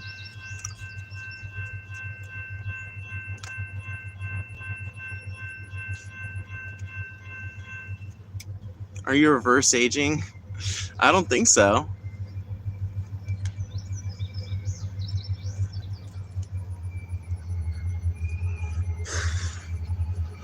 I would say a good 5th goal would be an expansion of... Honestly, a good 5th goal might be a universal basic income or a universal food stipend.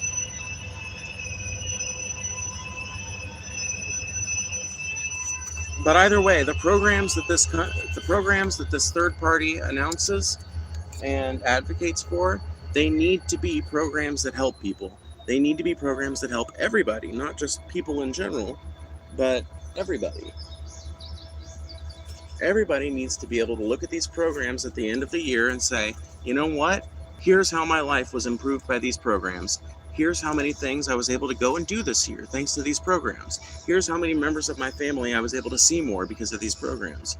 Here's how many how many sudden medical events were fixed and navigated thanks to this program. We need people to be able to look after we've had 4 years of the presidency and 4 years of a majority in Congress. We need people to look back, people on both sides to be able to look back and say, when did the Republicans ever provide me this much happiness? When did the Democrats ever provide me this much happiness? When did the Republicans ever provide me this much security? When did the Democrats ever provide me this much security? And those are the sorts of things that need to be on the docket for this third party. And once we've got that big broad base of support, at that point we can start petitioning the people for what needs to be done next. Because I guarantee you, if we stop the slide towards fascism and we start pushing things back the other way, even if that starts off with just things that are economically progressive, even if it just starts with things that are economically easier on the American worker, that sort of thing, that pressure relief valve being opened, and people being able to breathe again, and people being able to think for once, to sit around and think and have conversations like this, that sort of pressure being relieved off the American people would enable people. It would not only stop the slide of fascism governmentally and from the standpoint of the state, but it would stop the flow of fascism and the spread of it within the people, within the working class as a whole. Right? You can make people more progressive if you enact economic policies that make people's lives less difficult to navigate. If you enact economic policies that make things fairer for everybody, that enables more opportunity, that enables more people to pursue their potential, that sort of thing enables people. Not only does that sort of thing bring people over just by itself, but it also enables people that like grassroots activists and homemade advocates and people that are literally just everyday working people that have these arguments, right? It enables those people to make those arguments more effectively. It gives everybody a more comfortable situation to argue from and to be argued with from, basically.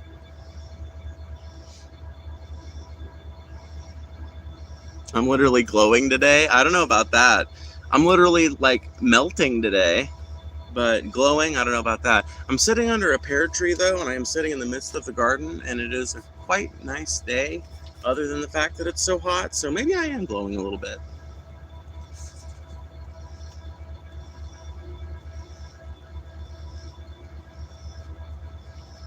You do look amazing. Aw, you guys are so sweet. You guys are too kind.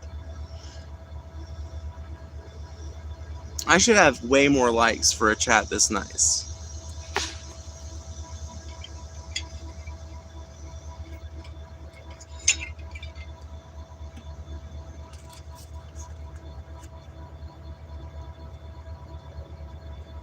No, I'm not. Yeah, but C-Wag, you're you're one Negan Nancy, in a whole herd of kind people, so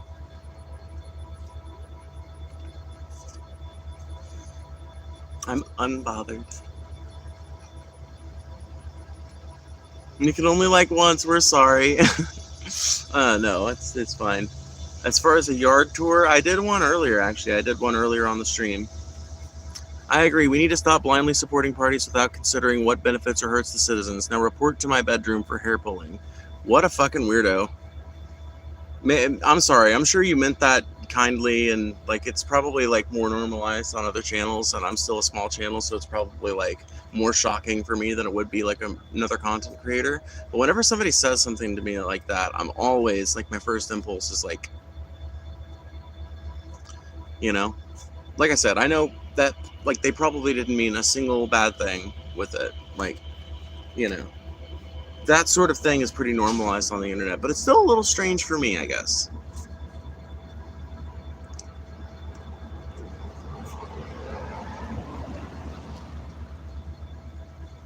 Huh? Okay, I'm confuzzled. What? I'm just as confused as you, Valeriana. I know we were talking about third parties. That's the last thing I remember us actually talking about. I was talking about how Elon Musk says he's going to be starting a third party because he's all pissed off at Trump, but it's not going to go anywhere because he's just fucking appealing to Republicans. When the fact of it is that a third party only loses in America. The only reason they're not successful has way less to do with winner-take-all elections and that kind of thing than it does with the fact that none of the third parties that have tried to run have actually successfully managed to appeal to both sides, of the voting class. I'm not talking about the political class because whatever, the politicians, they're going to believe whatever they have to believe to keep getting money from their big donors. But people are way more easily swayed. People want to see results. People on the ground want to see results, and if you can deliver those results, it's not going to fucking matter.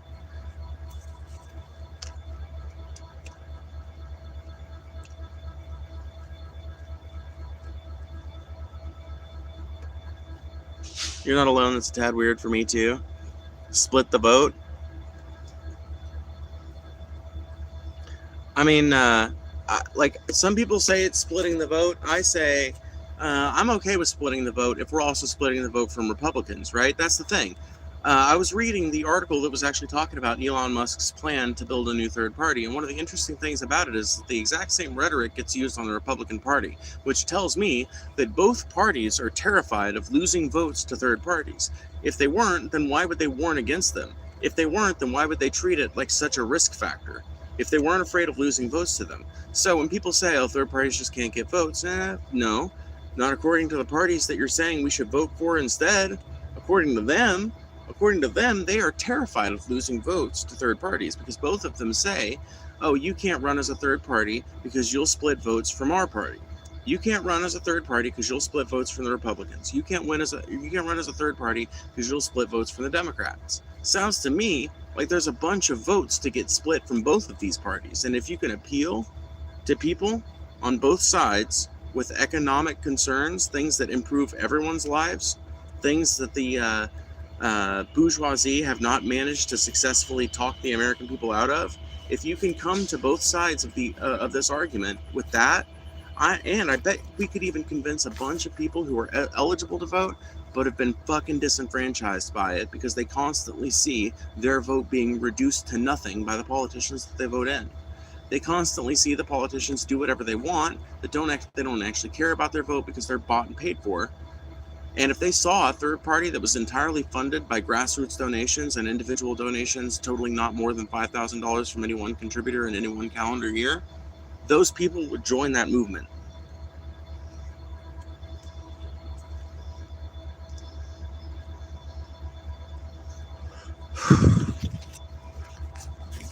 Bro, nobody cares about gender here right now. It ain't the topic. Yeah, it's literally not the fucking topic that we're trying to have a conversation about. We're literally talking about things of national import, and you want me to sit here and talk to you about gender theory again for the umpteenth time? Do you really need me to have this argument with you again? Do you really need me personally to have the argument with you, period? Something tells me that you could use Google all by your lonesome. Something tells me that you could figure out that the Mayo Clinic recommends gender transition as a treatment for gender dysphoria all by yourself. You don't need me to translate the Mayo Clinic for you.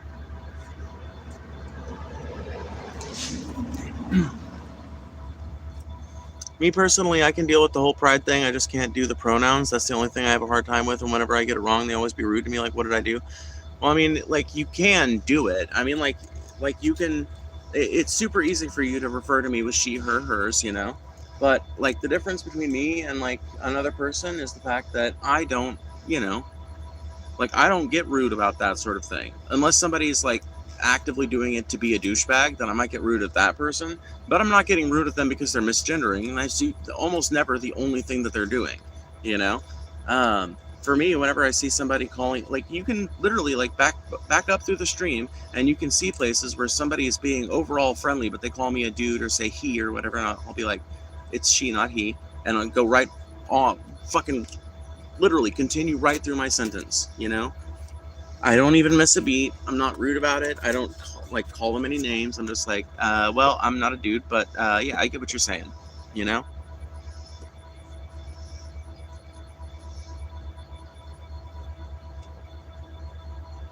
God damn it, my lighter just died. Now that is an American tragedy. Dude, you know what? Whatever person manages to make the um, the everlasting lighter, if anybody ever manages to make an everlasting lighter, they will fucking make $1 billion off of the stoners.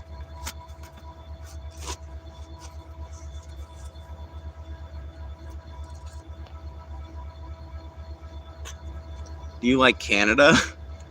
Oh, Canada. Something, something, something. I don't know. Yeah, I like Canada, all right. I guess I don't have very strong opinions on Canada, but they're a cool country. And Dallas Green's from there, so that's cool. Alexis on Fire, you know. It's a refillable torch lighter, though. I just don't have any butane, so rip. Aw, man.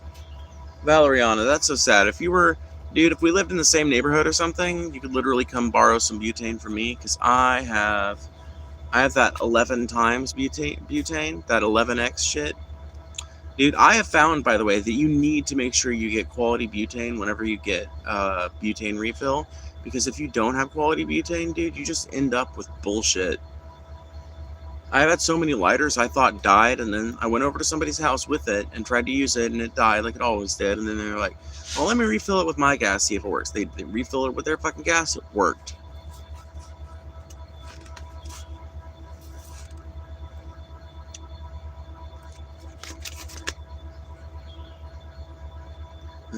America, America, God shed his waste on thee, and hide the pines with billboard signs from sea to oily sea.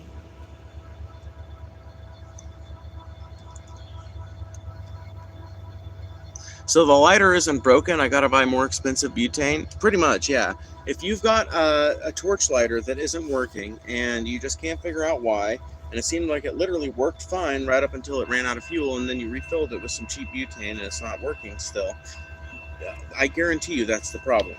Is it's just not getting enough in there. It's not high quality enough for it to burn properly or something like that. And so what you have to do is legit just get more expensive butane. I'm about to cover my ears though, because this train is gonna be super loud.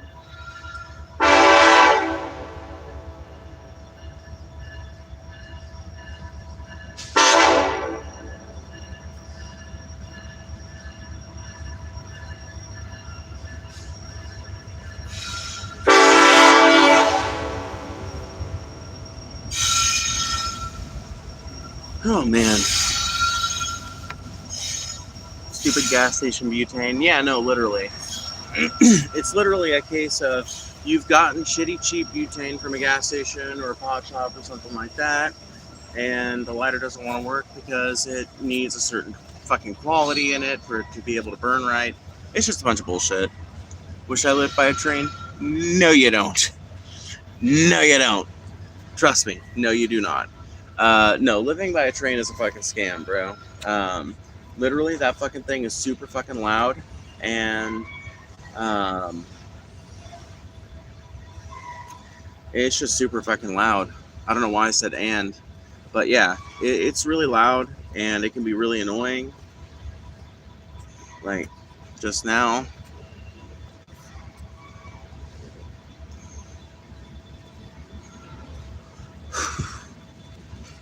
How was 4th of July? For me, it was okay. I wish I'd had something to barbecue that day. I wish I'd had something that I could have thrown on the grill, because that would have been fun. But I sadly did not. So, other than that, it was fun though. My kid got to experience his first 4th of July, but he's not going to remember it because he's only like 6 months old. But still, we got lots of videos of him reacting to them and everything.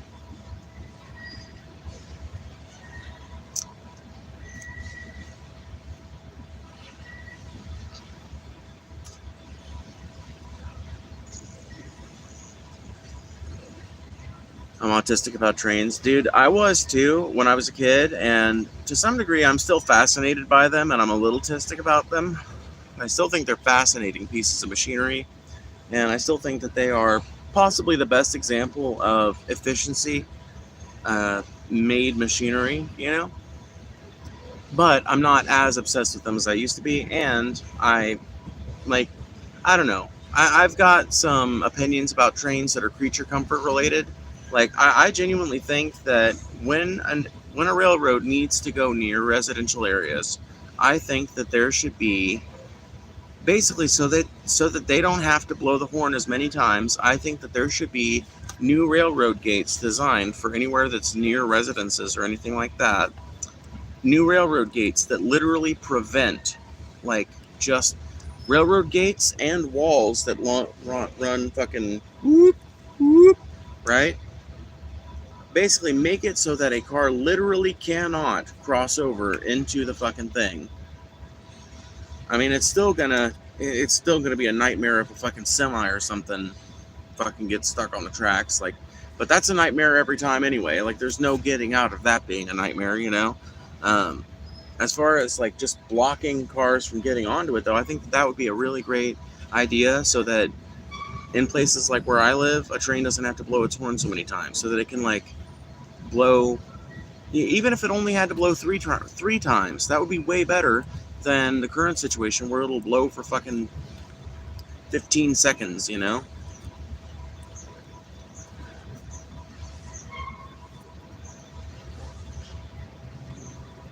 I like steam locomotives. Oh, dude, I love steam machinery in general. Dude, asbestos fingers. Have you ever seen those videos of people that have restored these old steam tractors and shit? These big steam traction engines and that kind of thing? They're basically like drivable trains, essentially. They're drivable steam trains. They're big old fucking hunking complexes of machinery that uh, that like they've got like a little coal trailer that follows them, or they've got a coal tender built into them, and they they're so fucking cool. There's so many different varieties of them and shit too. I love them.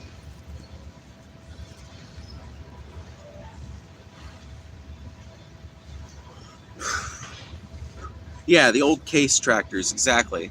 They are fucking dope. It is dope to see one of them running. I went down to a reservation at Kingston with some friends and had a barbecue, played 3-card poker, and lit some fireworks off the beach. Oh, dude, you had an amazing fucking 4th of July. I wish my 4th of July had been that notable. No.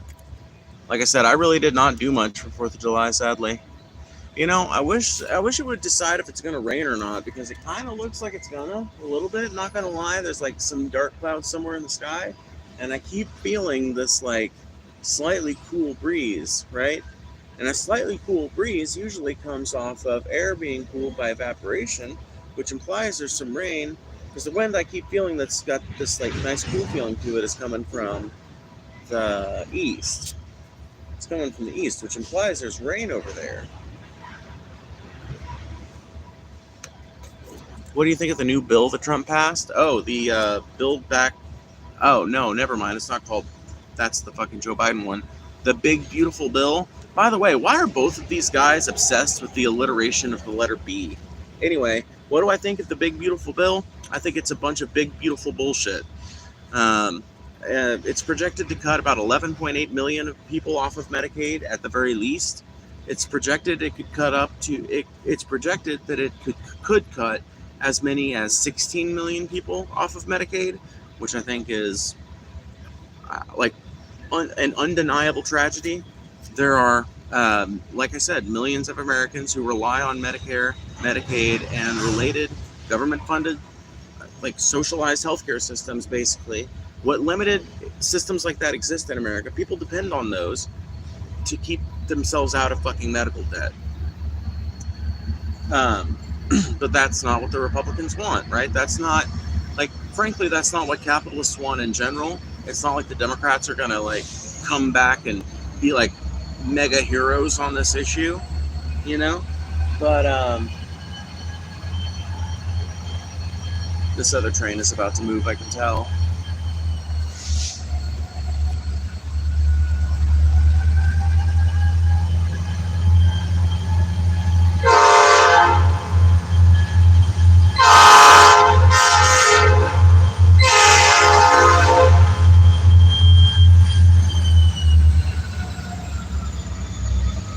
kind of him.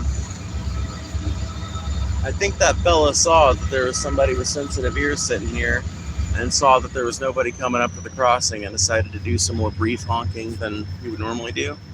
So that was kind of him.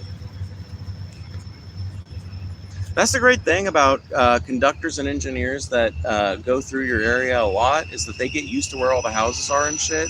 And they, like, I've seen some of them be so respectful with that shit. They still do all 4 honks required, but it's like they figure out how to do it in the least, I don't know, like the least offensive way. Like, they'll cut off that last one early, start the first one a little late. You still get a good notice, you know? Nobody's gotten fucking killed on the tracks or anything. I guarantee if they're doing it here, they're doing it other places. Basically a big fuck you to his voters. Yeah, I mean, it's a big fuck you to his voters, because Trump's voters rely almost more than anyone in the country, compared to any other single political demographic. Trump's voter base relies heavily on programs like Medicare and Medicaid, because Trump's voter base is largely either rich people who are juiced in and interested in his tax breaks and things like that, or fucking poor people, poor old people, disenfranchised poor people from southern states and Republican states that, like, frankly don't know a fucking billionaire, like I don't know, a billionaire piece of shit when they see one, you know. And those people are going to be disproportionately affected by these changes, and those people are the people who voted him in. And the saddest thing about it all is that they probably aren't even going to see it. If they do see it, it's not going to be till it's too fucking late.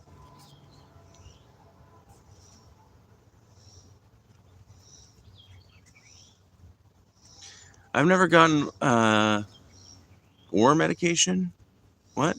Denied letters in my life more than I have in the last 5 months. Oh, I've never gotten more. There we go. I've never gotten more medication denied. Yeah, no, I figured it out eventually. I'm sorry, Desi.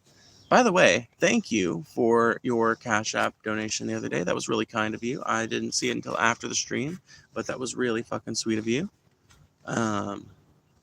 And, you know, feel free to use that method anytime you want to donate to the channel. It's, you know, just as easy for me. In fact, it's easier because I get it sooner than if I get super chatted. But that I just wanted to say that now that you're in here. But yeah, that doesn't shock me that in the last 5 months you've gotten more medication denied letters than ever before, because Trump is actively empowering these insurance companies and Medicaid and Medicare. He's actively pressuring them to make more profit in their systems, and to, when it comes to Medicaid and Medicare, it's basically reducing costs for his rich ass donor class that in theory might have to pay those taxes if eventually they're ever made to account for the fact that they don't pay enough. He wants to eliminate costs when it comes to those, and so he wants to deny as many people as much medication as possible, as often as possible, because he's a fucking authoritarian piece of shit. An authoritarian piece of fascist shit. And the definition of fascist is someone who marries together state and corporate power. The definition of fascist is someone who wants to do that. So consider for a moment how much Trump is doing for the corporations, and consider for a moment how many corporations have bent over for him. How many corporations have gone along with his demands since he's gotten in office? Like, there were companies that were fighting his lawsuits right up until he got into office that are now settling out of court with him, or settling through the court proceedings. It's a very hand-in-glove arrangement. It's way more openly hand-in-glove, but I will tell you, America's kind of had this tendency for a long time. I mean, I think it was Dwight D. Eisenhower that warned about the military-industrial complex when he left the presidency in 1956, I think. Warning about how eventually there would be war makers who would be out there to try and make a bunch of money off of war.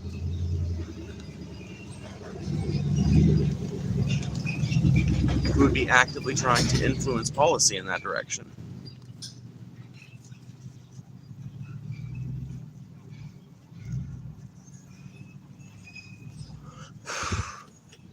CWAG, you say the people love him, but if are you saying that that's changed? Because in 2024, 35% of eligible voters didn't vote, and around 32% of eligible voters voted Democrat. You know, like, so, like, has something changed? Is that what you're saying? Because that's like 68% of the country, at least, that either doesn't give a fuck enough about Trump to vote for him or actively dislikes him.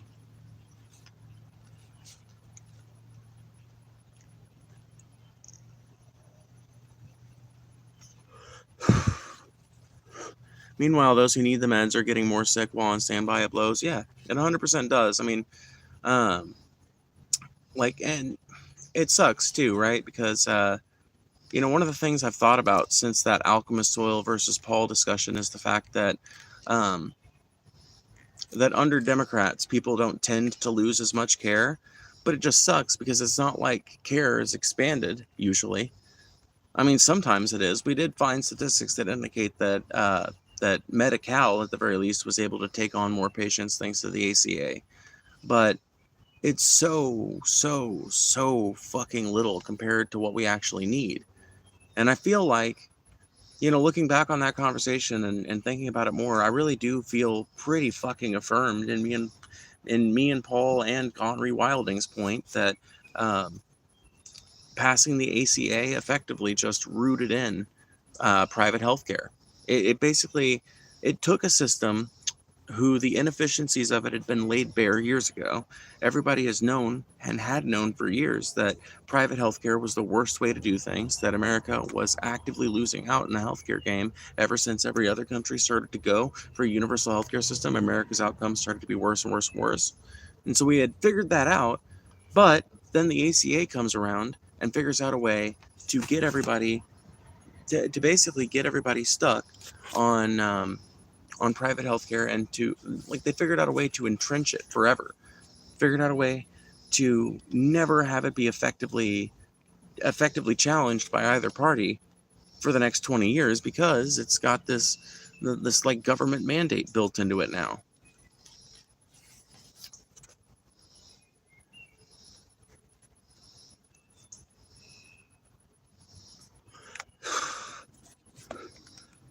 You know, I think it's interesting that CWAG didn't answer my question.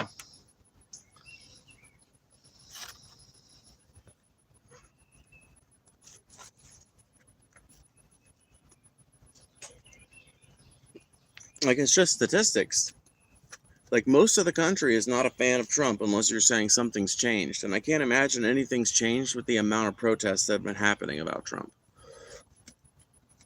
Trump. You realize Trump is the commander-in-chief, right? And that the United States struck Iran a few weeks ago.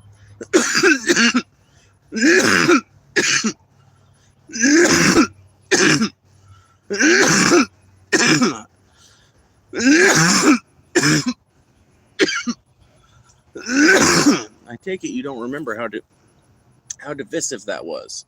I take it you don't remember how fucked up people were over that. I remember. Pepperidge Farms remembers.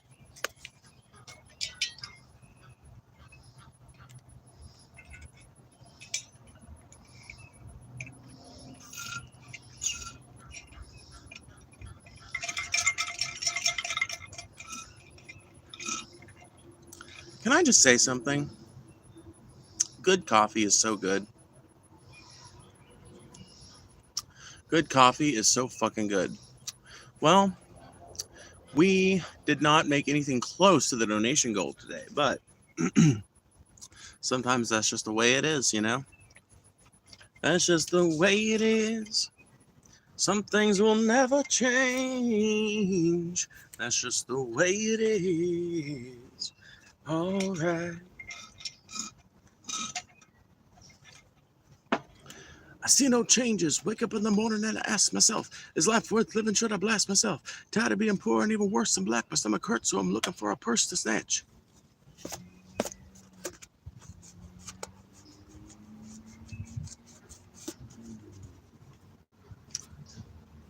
I wonder if my chat is working correctly.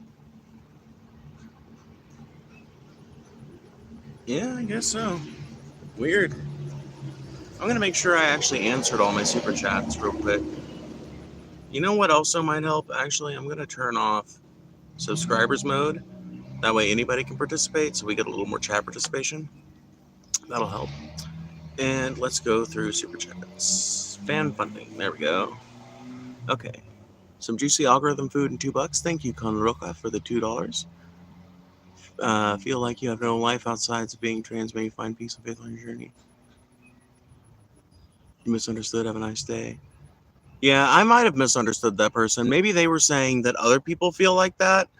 Um, I feel bad if I responded to that person with more vitriol than I necessarily needed to, but it is what happens sometimes. One of the failures of this format is that you can't always perfectly understand people, but it's also one of the beautiful things about this format, right? Because I can tell probably not from America, and that's like beautiful. Like, think about how much effort had to be expended if you wanted to have a conversation with someone internationally back in the day. Like, there was a time in human history where if you wanted to do that, you were going to have to send a letter that was going to have to be shipped across the ocean. Shipping that letter required, I mean, just think about the infrastructure required to have that done, right? You're talking your own personal infrastructure around your homestead or whatever that supports the horse that you use to drive to town, or the buggy that you drive to town, or the horse that you ride to town. You've got the infrastructure of the town required to support that, post office and everything. Like, you've got so much fucking shit going on, right? I mean, honestly, the modern world, though, is just as wondrous, right? The modern world's just as, in fact, even more wondrous because it's so instantaneous. There's even more infrastructure required to keep our modern world up. But it's just required, it's just insane because the level of effort is way different, right? The internet runs mostly autonomously. Like, so much of the internet's operation is autonomous, whereas every step of the aforementioned sending a letter across the ocean, that required human intervention in every step. You had to have someone to, like I said, you had to have someone to run the post office. You had to have someone running your homestead so that you had a horse to ride to work or ride to town in. You had to have somebody else that was responsible for being like a teamster to drive. Why do I keep getting ride and drive fucked up? Anyway, to drive that mail carriage into the next bigger city, and then someone from there to a port town, and all the sailors and crew and everything on the ship that would take it across the ocean. And then you've got to mirror all that effort to get the fucking thing back.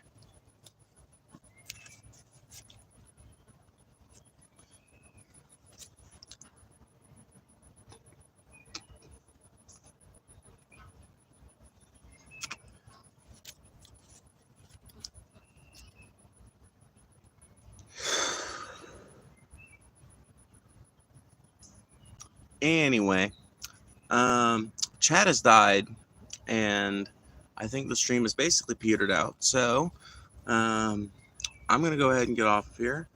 Hopefully you guys will join me for another one at some point tonight. But for now, I bid you guys adieu.